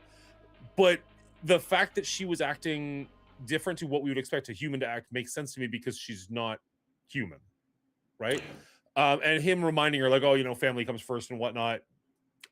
Who knows how the Na'vi treat their... Well, in 3.5 hours, we should have some idea of what family structure is like in the Na'vi. And I'm just thinking, instead of watching whales swimming around again, maybe we could have dove into that a little bit. Sure. Well, that being said, the whales seem to be very, you know, attached to their children, and the Na'vi call everybody brother and sister on the planet. So I do feel like there is strong connections and bonds. But that being said, in the Na'vi people, maybe everybody is the parent, right? Nature is the parent. Everybody helps raise. So it's not just on the 2 people. So maybe that is a difference compared to like our North American tribes. Who knows? That said, I didn't mind Natiri as much in this one. I did like that she had more to do. She got back into her badassery and really walloped some dudes, and I'm down with that. And I did think she showed the grieving really well, and I thought the grieving came from more of a place of not just losing her son, but almost losing her identity, right? Like, she did marry this different species, really. She had children that are like half-breeds somehow, some way, which is weird because his avatar body was a mixed breed, I guess. It's all messy. And then, you know, she is taken away from her tribe and in with this water tribe, and they do live differently. I feel like the water tribe and jungle tribe are similar in values from what we've seen, but it is still, you know, she's been plucked out of her norm and in this place for a long time. And so I think she has a lot to mourn and a lot to grieve. And I think she really let loose to get some of that anger out and frustration, which I liked. But all that to say, there was a lot of knives to necks in this movie and not enough knives going through necks, okay? Can we just get some more knives through necks, people, please? Yeah, I feel like this series needs a couple more deaths in it that don't result in people coming back the next movie. Exactly. right. There was a lot of hostage taking and child negotiations, swapping children back and forth. Just like in the second one, there was a lot of that going on in this one, and yet it never really got anywhere. It was just moving chess pieces around on a board, never getting into any kind of a checkmate situation at all. In fact, it kind of ended in a draw by the end of the film. I did really like the whole scene though, where like Kittredge brings Jake Sully in, and you can see him as like a war prisoner, and people are like taking videos with their cell phones and whatnot. You know what I mean? That was kind of cool. I like that too. That Yeah. whole sequence I actually really enjoyed. They made him look like a terrorist, you know? They just kind of cut that scene, and like I have so many questions about that scene. Like the marine biologist who drove the tank. What happened to him? He just Yeah. kinda runs off into the shadows. Like, do they not have cameras? Are they going to know that he's the one that set him free? Like, that guy's fucked. There's no doubt about it. But also, they've got radar equipment that saw her coming in, and then she just flies away. And like, Kittredge and his whole crew are already on their like flying pterodactyls. Nobody knows where she went. Like, she just gets away instantly. I'm just like, Yeah, well, they can track the IRF thing, but can't they track where she's going? she's on their radar. Like, they saw her coming in instantly. They're like, cool. She's there, guys. And it's not even like, oh, we were dealing with other things. Like, Kittredge is on his pterodactyl. I don't know how big this city is, but like, Yeah. I don't know. That felt like there could have been an action scene or something there. I kind of felt that the look of the city was a choice that I didn't agree with. We're this far in the future, and apparently all you environmentalists out there have not done a damn thing, because we are clearly just an industrialized, mechanical, smog spewing, flame, dark, sinister looking, mechanized, not a tree in sight society, because that's all the human area was just dark, mechanical, lifeless, evil. It was just so over the top. I'm like, come on, we don't have like a park for the children to play in. There's not a tree somewhere in this city. Like, come on, it was just too much. It was too much. Right. They didn't even have like crops that they were growing for food. Like, how are they? Is everything MRE? I don't know. It's too much. You have to understand, this is why they had to flee Earth, because they frickin' destroyed it. Yeah, exactly.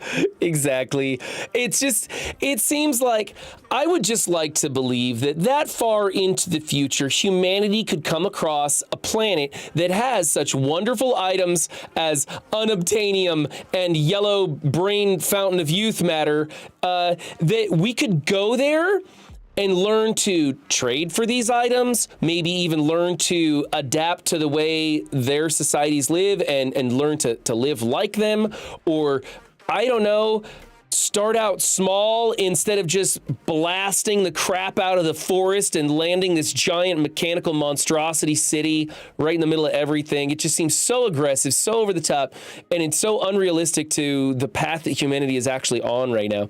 I think I squeeze you so hard on that one. I seriously think that in human history where we have been that benevolent when we come across. We've always been terrible, but I would like to believe that we are coming toward, like, we acknowledge that we were terrible, and I think we are on the this precipice of change, and I think that most of our society going forward, were you to see this planet on the news and you were to see this botanical gardens and beautiful people and all this culture and life, I think that a lot of, at least Americans, would be like, hey, let's not burn that shit down.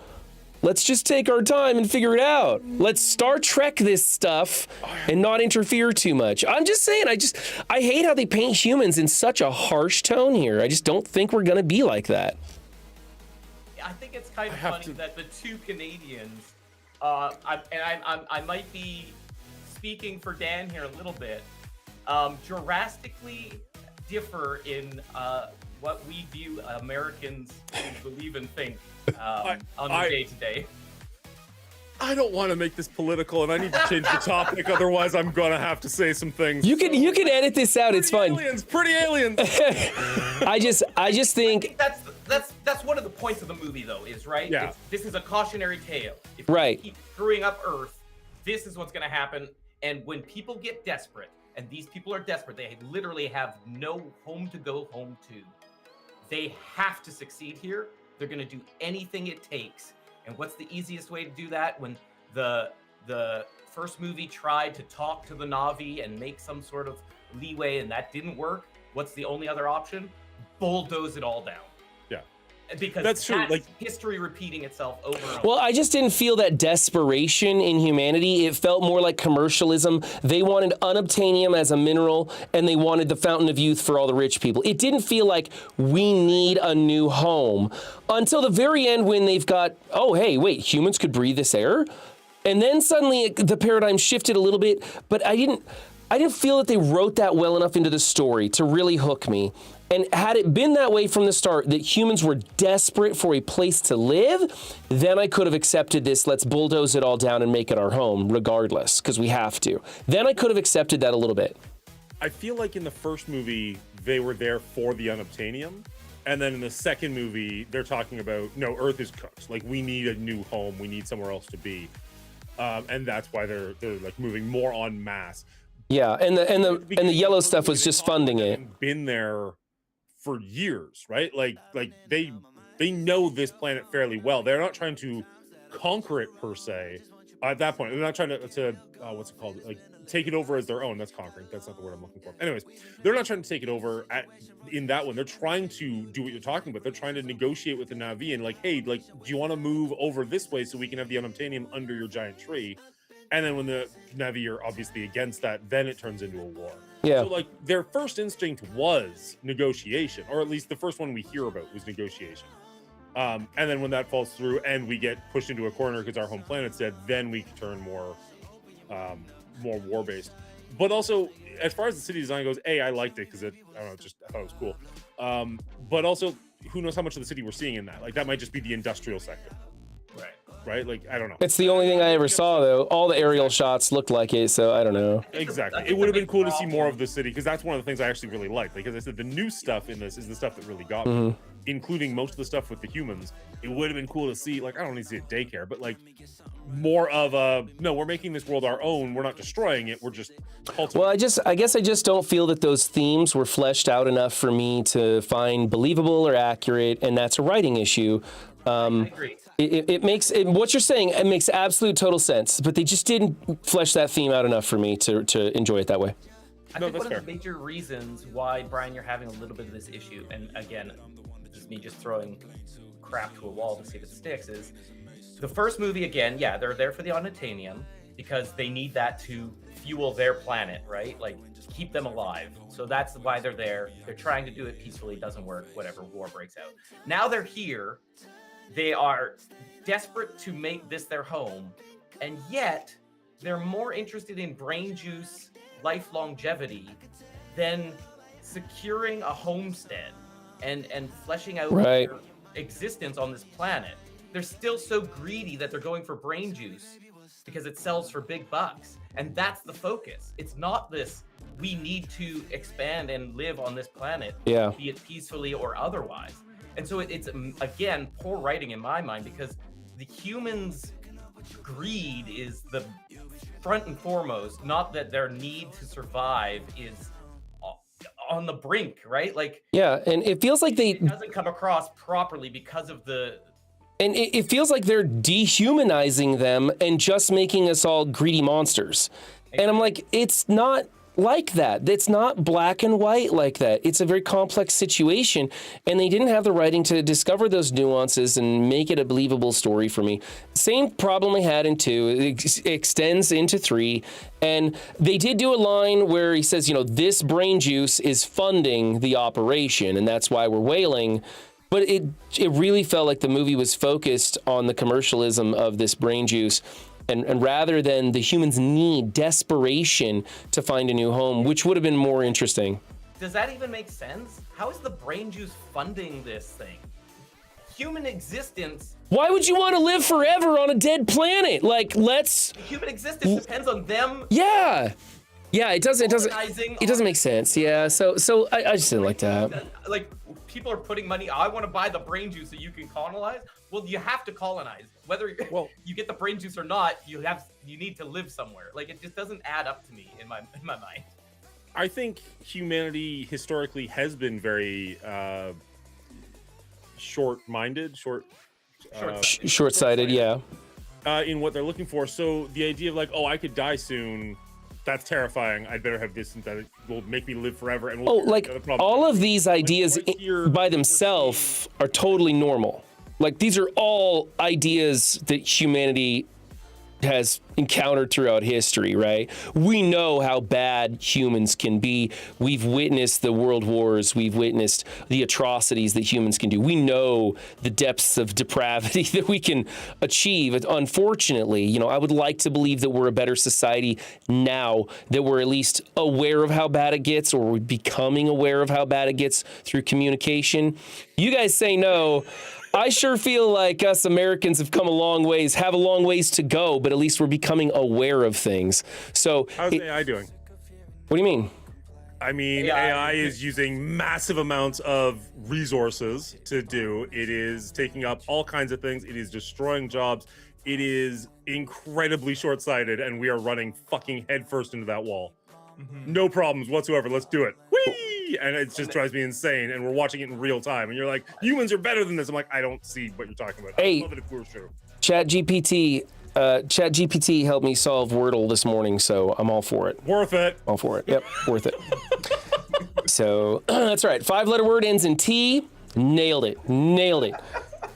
So, burn, baby, burn. Give me my AI. No, you know what? AI is a bigger question than I can handle in an Avatar review. So well, exactly, and that's why I'm like, I don't want to get political in this, but like, you keep going down the well where I'm like, I don't want to say. That's a new technology that we don't understand yet. But a lot of people are comparing that to like the nuclear bomb. Right? Could be used for nuclear energy. Could be a great, wonderful thing. We used it to blow stuff up. But that was because we were creating something intentionally to do damage. People are intending to make AI to help us in some way or make money. That's right. But I guess actually that's not true. They're using AI for cyber attacks and as weaponry. So I guess it's the same thing. Same thing all over again, just new technology. We'll see. Is it going to destroy us like nuclear energy destroyed us? I don't know. When they were making the nuclear bomb, it's also worth noting they had no idea what was going to happen, and they were talking about there was a chance this is going to light the atmosphere on fire, and we're all going to die instantly. Let's try it anyways. Like, mostly the people who run these things have no imagination of like what could. And there's a lot of people saying it's going to be Skynet all over with AI. So I kind of think this is a sense of history repeating itself, just with a different format. But all I can hope is that we find a Pandora to ravage soon. Okay. There we go. I mean, we got off the rails today, didn't we? Also, I'm having a good time. Is there anything else about the movie itself you want to touch on before we wrap this up? The only thing I want to touch on is I think Una Chaplin did a great job as Varang. The character was great. Her acting in it was great. She came across really well. I just recently learned she's the granddaughter of Charlie Chaplin, so that also was a nice little tidbit. And I think Stephen Lang was the most enjoyable he's been over 3 movies as well. I think his character arc at least had something to it, even though it was a rework of Jake Sully's. It was at least done better. So they were probably the highlights of the movie. And then a shout out to Natari. She's always good when she gets a chance to be on screen. Yeah, I think that was it. Those were like the highlights to me. Jermaine Clement was back as the biologist, which I thought was hilarious, and he at least had something to do. I was like, okay, well, at least there's a reason he's in here. He even cracked a joke or two that had me chuckling, so. I don't know why, where he went. He's probably dead, but, that's that. Yeah, he just disappeared, and you're just like, there's cameras everywhere. Like, that tank or the dozer that he's driving has cameras everywhere. Like, there's no way you're not caught. And they're just like, whatever. He'll be back in the sequel. Why not? Probably. Hey, and we got the one-armed pirate guy back, right? We thought he was dead. He just lost an arm, and he had that cool little robotic arm and everything. Next movie, he'll be back with robotic legs too. He's gonna be looking like one of those crab. There we go. Avatar, kill your cast. Like, just be free to kill your cast. Like it's okay. We'll find new people. That's actually one thing I do want to touch on. Going back a second. Because in the first movie, obviously these movies are focused around Jake Sully, and so we're just seeing what is happening around Jake Sully. And so I'm curious if it's kind of like the same argument I hear with Star Wars, where people are like, I love the universe, but let's get away from the Skywalkers. Right. If they focused on, would you have any, I know you guys don't like these movies, so bear with me, go with the question. Would you have any interest in these movies if they didn't focus on Jake Sully? If there was like a totally different into this universe where you do get to see more of what's going on? Couldn't be any worse. They are 100% still mining unobtainium. It's just that Jake Sully's not there, so we're not seeing. Like, the only reason Yeah, we're it's still possible. focusing on whaling is because they live on the ocean. Right. Maybe I'm completely wrong, but my guess is that the humanity that we're seeing in this movie is strip mining this planet every way they can. Well, I'll tell you this. Some are working I was a little disappointed because I thought we were gonna go to the fire and ash people, and they'd be out in the desert, and we'd see oil well pumps everywhere, just pumping oil out of the ground. I thought that's where we were gonna go on this one. We got to get some other environmental disaster going on another land. So I was actually surprised that this was just a warring tribe, and I'm disappointed that Varang, Una Chaplin's character, didn't get more time on screen, because I'm with Clean. I thought she did a great job. It's a very interesting character. A lot of fun to watch her work, so that was kind of disappointing. But no, Dan, to answer your question, I don't have any interest in this franchise whatsoever. I don't want to see where it goes. I don't want to see spin-offs. I don't want to see number 4. Too bad Well- if this keeps going. I know. I think it's scheduled for 4 years from now, so we'll see. What Oh, is it that far out? Wow. Yeah, it's a ways out on this one. And big JC James Cameron said if it doesn't make enough money, they're not making it anyway. Which I This don't is- know if that.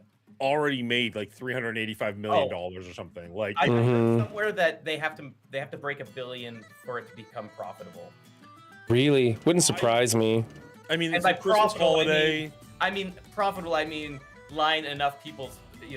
Yeah. Sure. Yeah, because the movie, like, just doubling what they spent on it isn't good enough anymore. You got to triple that number before they think the movie is profitable. You're still 300% profit. That's huge anywhere else, but not in Hollywood. 300% profit is just, hey, job well done. That's it. But I don't have any hope that this won't get canceled. Unfortunately, I think it will keep going. Do I think that they're gonna keep writing themselves in circles? Probably.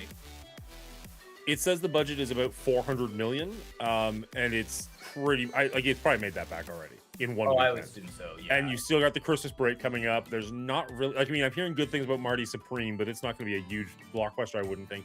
There's no Star Wars, there's no Marvel, there's no DC. Like, there's nothing else really on this spectacle level to combat this. So I could see this doing pretty well. I don't know if it's going to clear $1 billion or $2 billion or be the #1 grossing or whatever. I would bet that this does worse than 1 or 2 did. Like, I bet this would be the least profitable of the 3, but I bet it still does just fine. It should be just fine. Okay, my last question for you guys, unless you have anything else. Nope. You guys didn't care for Spider in #2. Did you care for Spider in 2.5? I liked him more because he actually had a reason to exist. Like, in 2, the only reason he was there is so that Kitchwood had a kid, and he felt so forced in and stupid, and it just wasn't enough. I kind of liked the aspect. Like, it was a little weird how he got there with him having, Gaia inside of him or whatever you want to call it. But I liked that it was like, oh shit, now we need to keep him alive because he is important. Well, So I keep like him that away from aspect of it. humans as well. Keep him away from humans. Keep him alive. Exactly. Well, So not you keep can- him alive. Jake could have offed him and ended the whole thing. Yeah. But Jake's up.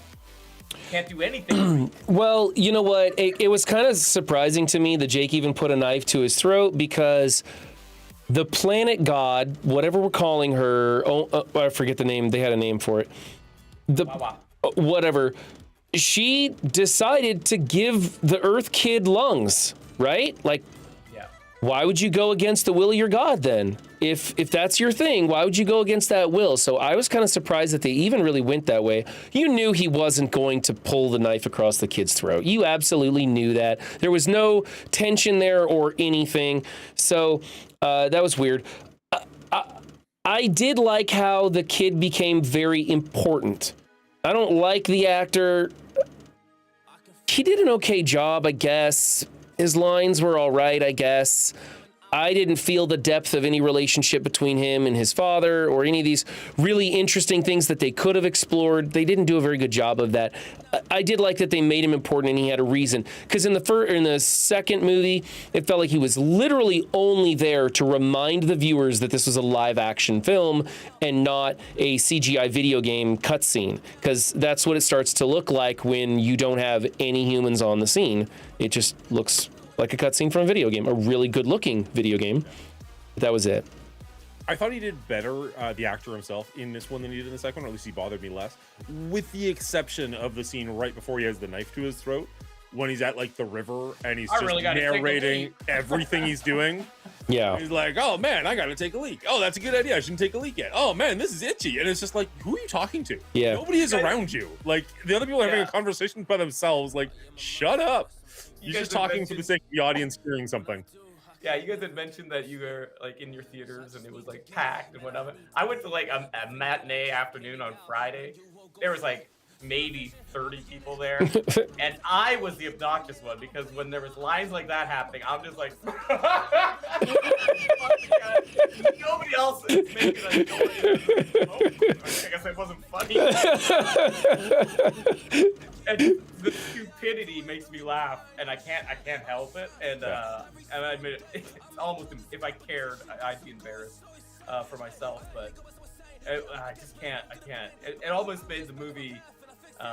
It kept me awake. I'll put it that way. Sure. Yeah, I don't know. I didn't love Spider. I think a lot of his dialogue is badly written. Him having a reason this time makes sense that he's there, which is nice. I would have had a little more skin in the game if Naturi had the knife to him, because she was the one that was like, no, he's got to leave. He's not one of us. She was the one that could have actually done the deed. Yeah. Jake Sully can't do anything. So I think they swapped that, and that was a mistake. They should have had her do it, and they come to terms that she couldn't. So I'm going to disagree a little bit. I didn't think that Jake Sully would do it, but I wanted him to.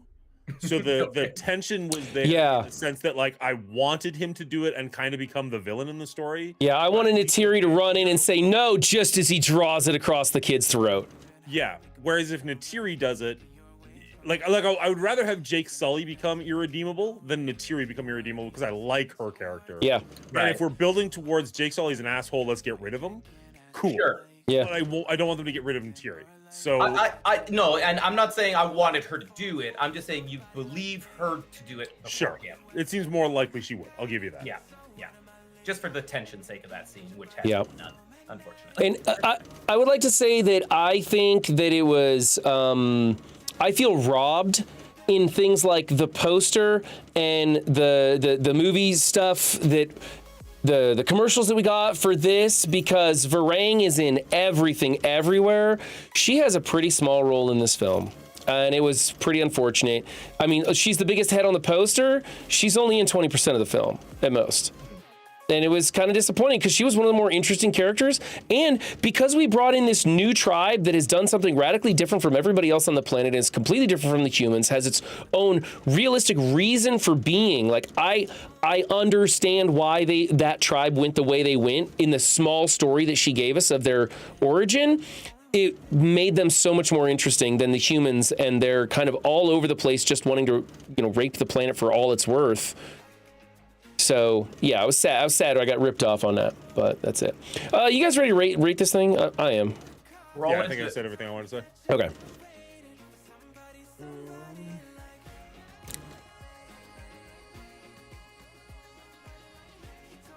Dan, you have to actually score it now. I know.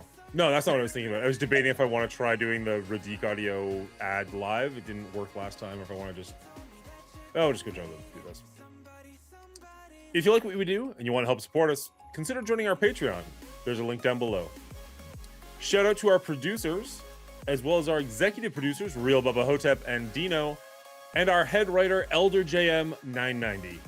This week on our rating, we're going to be doing a watch along of The Sound of Music on Sunday nights. If you want to come join us there, you have to join the Discord at the producer level, and you can watch that along with us. Should be a good time. So Dan, sometimes I like to Beep. Whose beep was that? Sorry, that was me turning off the AC. If I'm going to rate this, I don't want it shaking my camera. No, it's fair. It's just perfect timing for me turning that off. Oh, sorry. I thought I waited until you were done with your clip. No, you did. That's what I'm saying. It was Oh, perfect timing. good. Okay. Good. So Dan, I have an issue that maybe you could help me with. I like to stay up late and watch movies after my family goes to sleep, but I don't want to wake them up from the sound of my TV. Do you know of any way that you could maybe help me with this problem? I do, and we can actually use the new sponsors, Radique Audio, to help us out with that. They're a small company out of Ottawa, Ontario, and they make this product called the RA Twin 2, which is about the size of a thumb drive, and you can plug it into the back of your television, and it works as a Bluetooth transmitter to go directly into your Bluetooth speakers. That way you can actually listen to the movie at any volume you want, any time you want, and block out the music or the noise around you, or stop the noise from the TV annoying the people in your family. It's actually pretty perfect for the exact scenario you're talking about. That's wonderful that you brought that up. Well played. Well played. And well executed. And all But laughing wait, aside, there's more. all laughing aside, it does seem like a really great product. I actually tried it for the first time the other day, and it actually worked out pretty beautifully. I don't have like a great set of Bluetooth headphones. I just got picked up like a $50 set off of Amazon or something. But it did exactly what it was supposed to do. I was able to watch a movie and not worry about the volume at 10, 11 o'clock at night. So I was like, all right, sounds good. You too can enjoy the sound of music anytime. Oh, the Sound of Music, because we're doing that. Hey. As far as the Sound of Music goes this week, we're gonna be doing that 8 o'clock on Sunday because it is 3 hours long. Do we want to make that a little earlier in the night, or are we good for 8 o'clock? Because 8 o'clock is 9 for you, is it not, Will? Yeah, I'm good anytime. I'm up till 2 in the morning at least, probably. So that's 7 for me. Okay, yeah, 7 for me. I could do that. I can do that. You can do that? Okay. I'm probably going to watch it with my family, so that's why I was asking if one of you could stream it. I'll still be live. I'll be in the watch party, but I'll be in the room with my family as opposed to sitting at my computer. Right. But I'll have either my laptop in front of me or my cell phone in front of me so we can keep in the conversation. But Awesome. I mentioned it, and they were all like, "Oh, that sounds great. Yeah, let's do that. Let's do that." I'm like, "Oh, not a lot of chairs in this room. I don't know if you can tell, but all right. Brian, why don't you start us off?" Fire and Ash is just the same thing as its predecessor, a little bit longer, and we got introduced this new character over here whom I really like. So she brought up the score a little bit. I felt like we got a little bit more depth on characters, a little bit uptick in the dialogue.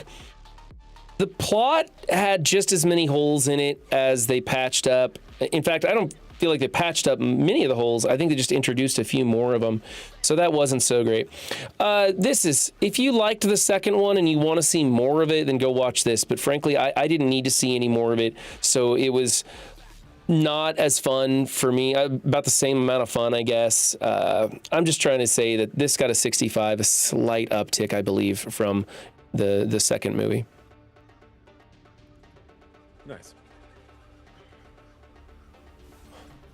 All right, similar. This is Avatar 2.5. Unfortunately, this is the first time in the franchise. I like the other two movies quite a bit. This is the first time where I didn't feel like this one justified that its runtime or potentially even its existence. The new stuff in this one, the stuff we see with Kittredge and Varang, the stuff we see with the Fire Nation, the stuff we see, even the human, the military-based stuff like that, I really liked. All of that I was all in for. But unfortunately, this is the story of Jake Sully and his family, and everything there we've seen before. Making Spider more important was interesting. I'm curious to see how far down that rabbit hole they're going to go. I think Kittredge, he's going to live through this one. Varang looks like she's going to live through this one, and that's great because they were by far the most interesting part of this film. I want to see more of them down the road. Kittredge was interesting to me because, like, I have not liked Kittredge in either of the other two movies. the scars on his face look cool. Like with everything in this movie, it looks good, but there's just not much there. This is the first time I really liked it. By far, he was my favorite character in this movie. I don't know. It's tough to say because like last week, Brian asked how many of these movies do you want to watch? I didn't have a good answer for him. This was my least favorite of the three, but I'm not like, oh, I'm done with it. Like I'm out of this already. Because like every franchise stumbles a little bit, and if we cut off the Alien franchise when Alien 3 came out, then we would never have gotten, you know, Romulus or Covenant. If we cut off the Predator franchise when, you know, Predators came out, then we've never got Prey or Badlands.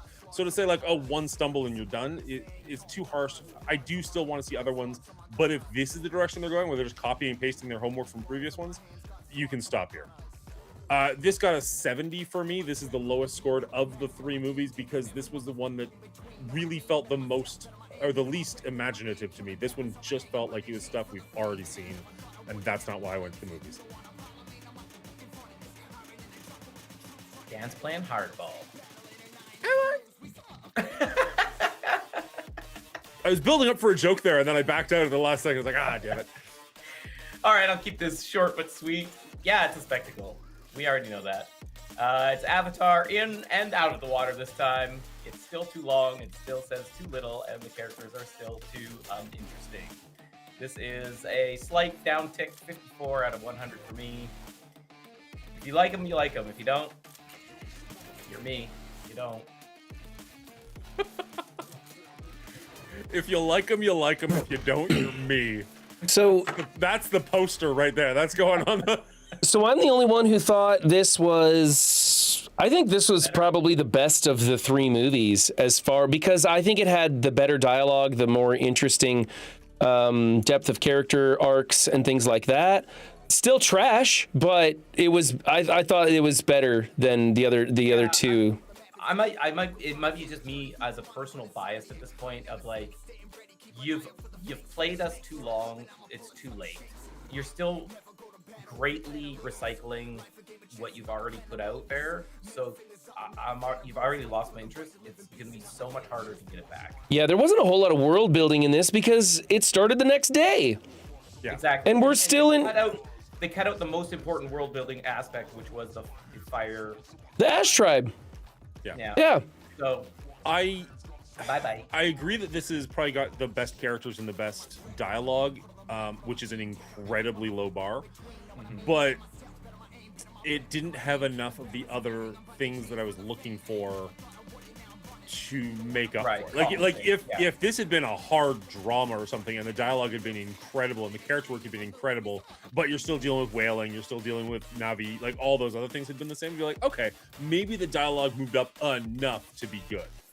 But the dialogue going up like a mark and everything else going down 10 marks, it didn't equate for me personally. Oh, sorry. Just getting things ready. On the plus side, this is the longest possible time between now and forcing you to watch another Avatar movie. So Yeah, 2029 is when the next one comes out. I'll be counting the days. I've got it marked on my calendar. Quit R rating. Quit R rating. If you're gonna do it. as long as we get to the Fast and Furious episode, we'll be good. I almost prefer going through Fast. I'll say that until we get to Fast and I was gonna say until you get to Fast and Furious 4, and then you're just like, no, this just keeps going. Shit. Oh man. What a world we You know what? I think I can enjoy the Fast and Furious movies a lot more. One, they're shorter, right? So I don't feel like it's quite the investment. Two, I like cars and fast women and all that stuff that they're flashing in there. So that looks kind of cool. And I can just enjoy that spectacle more than weird nature stuff that's kind of like Earth analog everything with an extra leg or something. So that it's more fun to watch that spectacle for me. And then the dialogue in Fast and Furious is so freaking dumb that I laugh my ass off to it.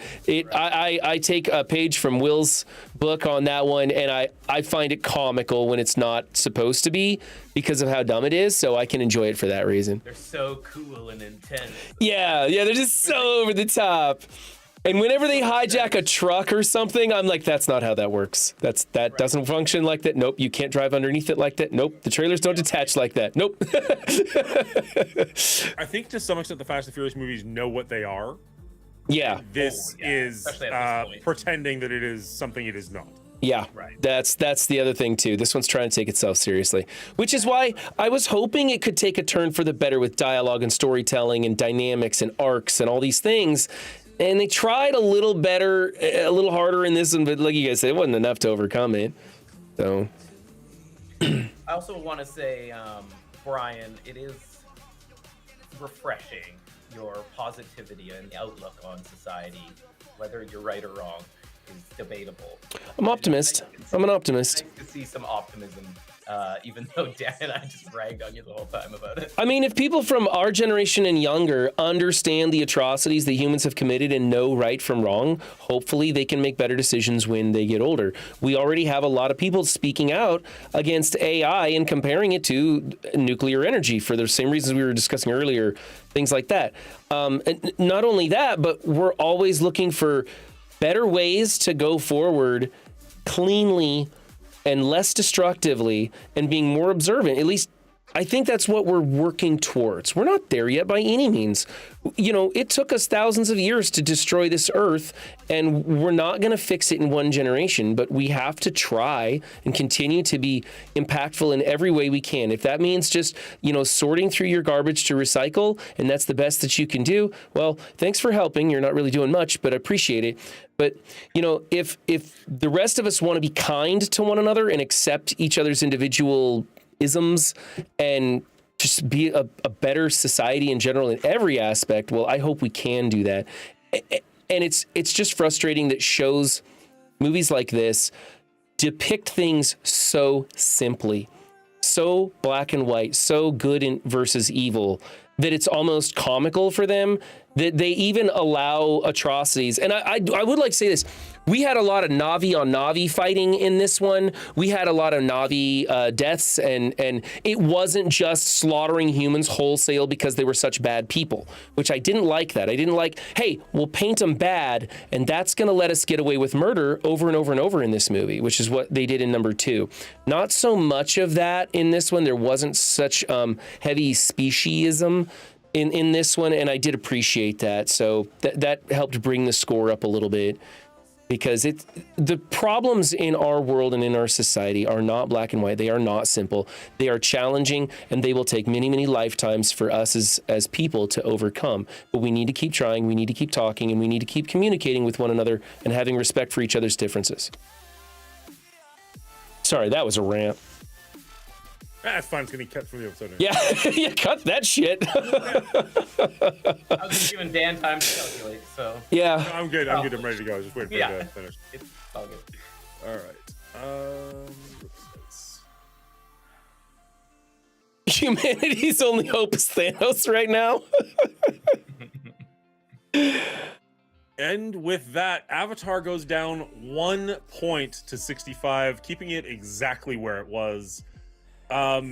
Brian, your scores went up in each movie. Will, yours went down in each movie.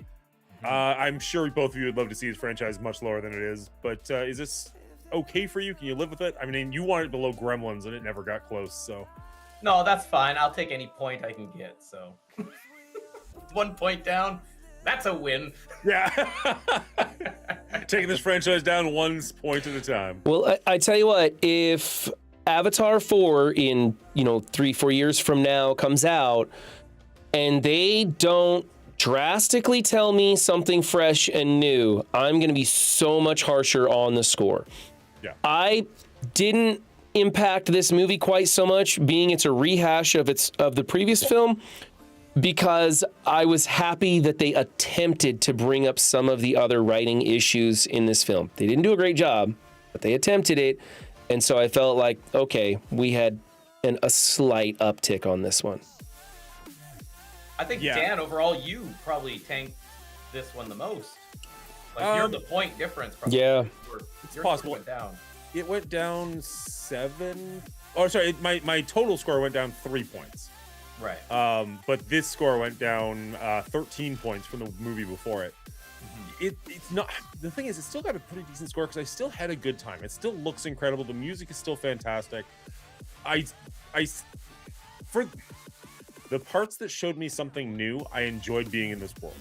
It just spent too much time on stuff I'd seen before that didn't spark my imagination, and that's what I go for. No, that makes sense because you were very clear about why you enjoy seeing these movies, so it did make sense to me that this one would drop in your eyes.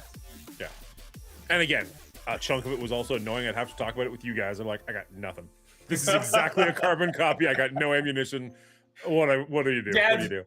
feverishly taking notes. What can I bring to the table tonight? Yeah. Writing notes from the glow of the Android phone in front of me from the little kid, just like. Oh man. All right, that is our rating of Avatar: Fire and Ash. But what's your rating? I'd love to know. Leave a comment down below.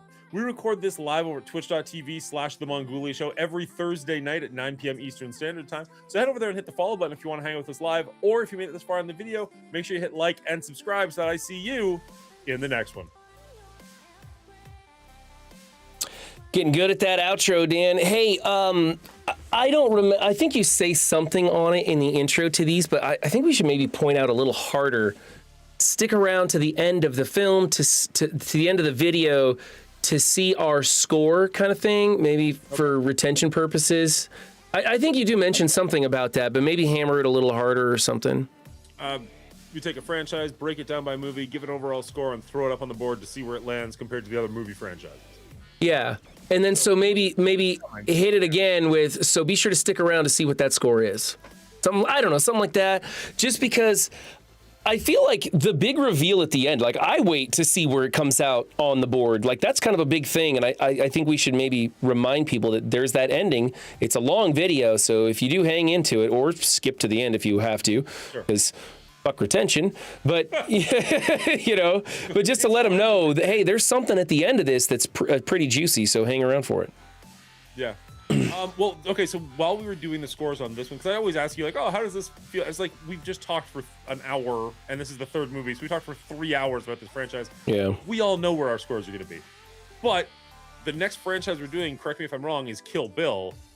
If we take a look at this poster, I have not rewatched Kill Bill in a couple of years. I don't know if you guys have seen it recently. Off the top of your head, where do you think Kill Bill as a franchise is going to land on this board? I don't know any of your feelings. We've never discussed whether or not you guys like it. I don't know if I want to say this out loud because it's kind of going to give away what I think of the franchise. And I kind of want it to be a little bit more of a mystery to the viewers. But That's totally fair. I was thinking, like, kind of like the way you were like, oh, it makes retention. They'll stick around for longer. I thought, oh, maybe that'll be like a little, like, come back next week where we're talking about this and see where we're at. But you're right. That doesn't give away, like, oh, man, I'll say this. I think it's going to land somewhere under dollars over Beverly Hills Cop. Which is the upper half. Top quarter. You're thinking top quarter? Top quarter. I think it's going to be top quarter. Isn't the recent release making it one movie, though? It was always supposed to be one movie, but we can't review it if it does that, and it is technically released for the last 20 years as being two separate movies, so F it, we're going with it. We decide what a franchise is. There is no other qualifying factor. The three of us get together and we go, we're doing it or we're not. That's it. I wanted to go see The Whole Bloody Affair, and I just didn't get a chance to, unfortunately. And it was like, it was only in one theater, like one day a night, because it's like, it's 4.5 hours. I don't blame the theaters for not wanting to run it constantly. And it was just unfortunate that I just never had a chance to go watch it. And I didn't think my wife would want to see it. And then she's like, oh, no, that sounds great. And I was like, cool. And there was like 2 theater showings left. I'm like, yeah, it's not happening. Okay, K-Stads or KST ads, I'm not sure. Any chance Knives Out franchise is on your long list? Just watch the latest on Netflix, so great storytelling. I just watched the original Knives Out movie just because people have been talking about it a bunch when we do this. For the first time? I thought it was for the first time. I'd actually seen it before. This was for the second time, and I don't want to talk about it because I want this on our list soon. I do want to do Knives Out sooner rather than later. I am very okay with that. I have not seen the new one yet.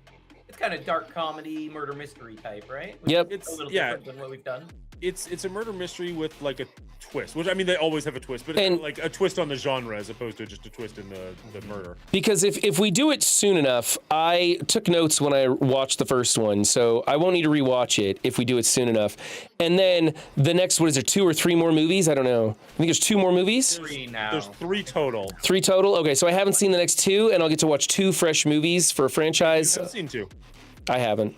I know I haven't seen the other Knives Out movies. I'd be very okay with doing that one. We have just so Sound of Music is next week.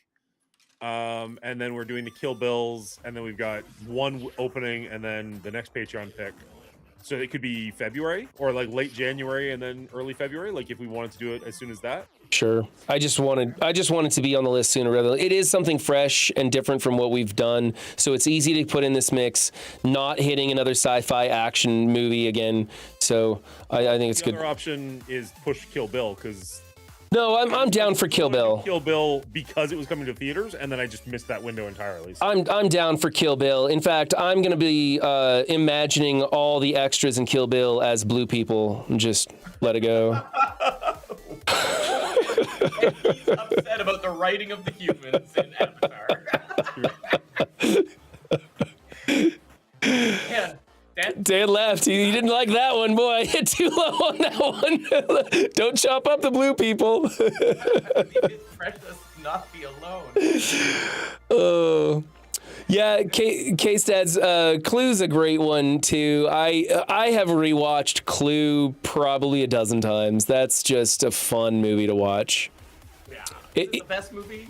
No. Entertaining and- Well, you know what I really like doing with Clue is like when I meet people who haven't seen it, I'm like, hey, let's watch this. You got to see this. You're going to enjoy it. And they do. And the best part is when you watch it now, you get to see all 3 endings at the end of the film. And that's fun too. Yeah, I would have loved to go to a theater and watch one of the endings and like heard about other endings. That's Yeah. been a fun little thing, but I think it pretty much tanked in theaters, so it Yeah. probably wouldn't have been much anyway. Unfortunately, kind of like a Christmas Story tanked in theaters too, but ended up becoming one of the most popular movies in history just because, TBS played it on a 24-hour loop. You know what I like is when they do trick endings, like they record 3 different endings. And so you don't know which one it's going to be until the movie releases. And if you see it on opening day, you're guaranteed not to be spoiled because you just don't know which ending they actually put into the film.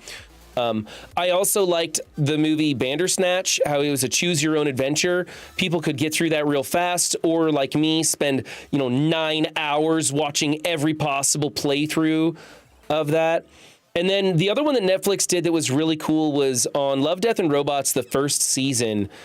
They played those episodes in 3 or 4 different orders. So when you hit play on the series, you would watch a different episode than your friend would.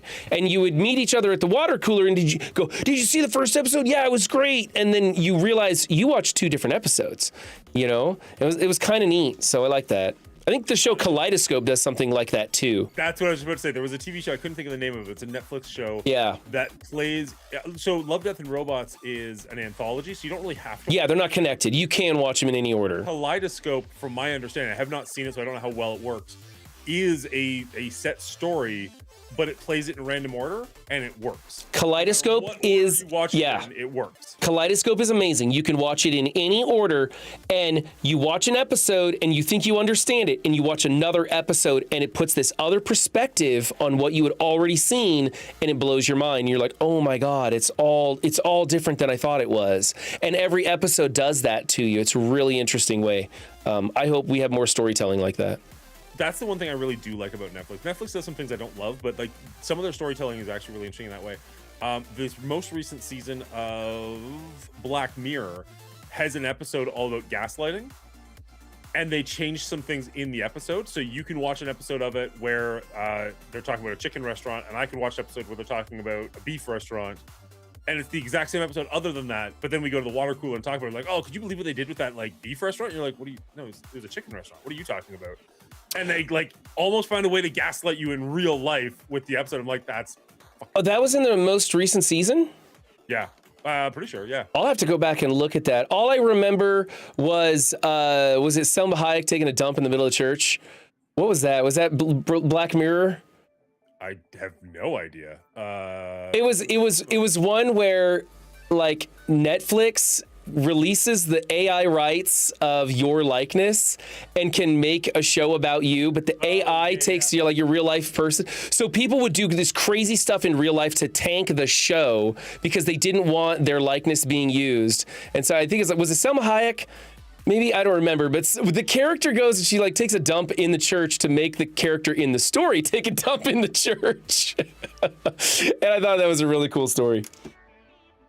There was something about because there was one episode, it wasn't this season, it was the season before, where Netflix actually was a part of the show. Yeah. But I don't remember Selma Hayek being in it or her taking a dump, but it was I could get these characters and places all wrong, but somebody takes a dump someplace to tank this AI show, and it was just, they're destroying their own life to destroy this thing. It was really a fun thing about AI going awry. It was pretty neat. Anyway, are we done? Are we done here? We're as done as we can be. Yeah, we got into politics, genocide, and taking a crap on the church floor, so my work here is done. All Yeah, our it's- bases covered. Yeah. Clearly talking about Avatar.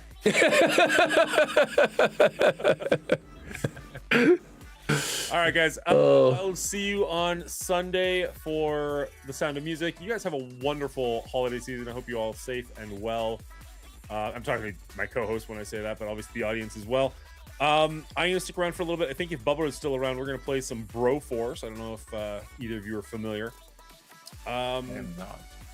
It's silly. It's so stupid. I have no idea if he'll enjoy it or not. I'm hoping he will because it's so dumb, but it's basically like Contra, except for it's all with like 80s and 90s action characters. Heroes? Okay. So yeah. like you're playing as Rambo Arnie, or yeah, Solid yeah. Snake or RoboCop, and the entire landscape is destructible.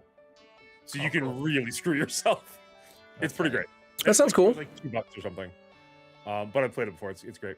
Anyways, yeah, I hope you guys have a great time. Have a great weekend. We'll see you on Sunday for that.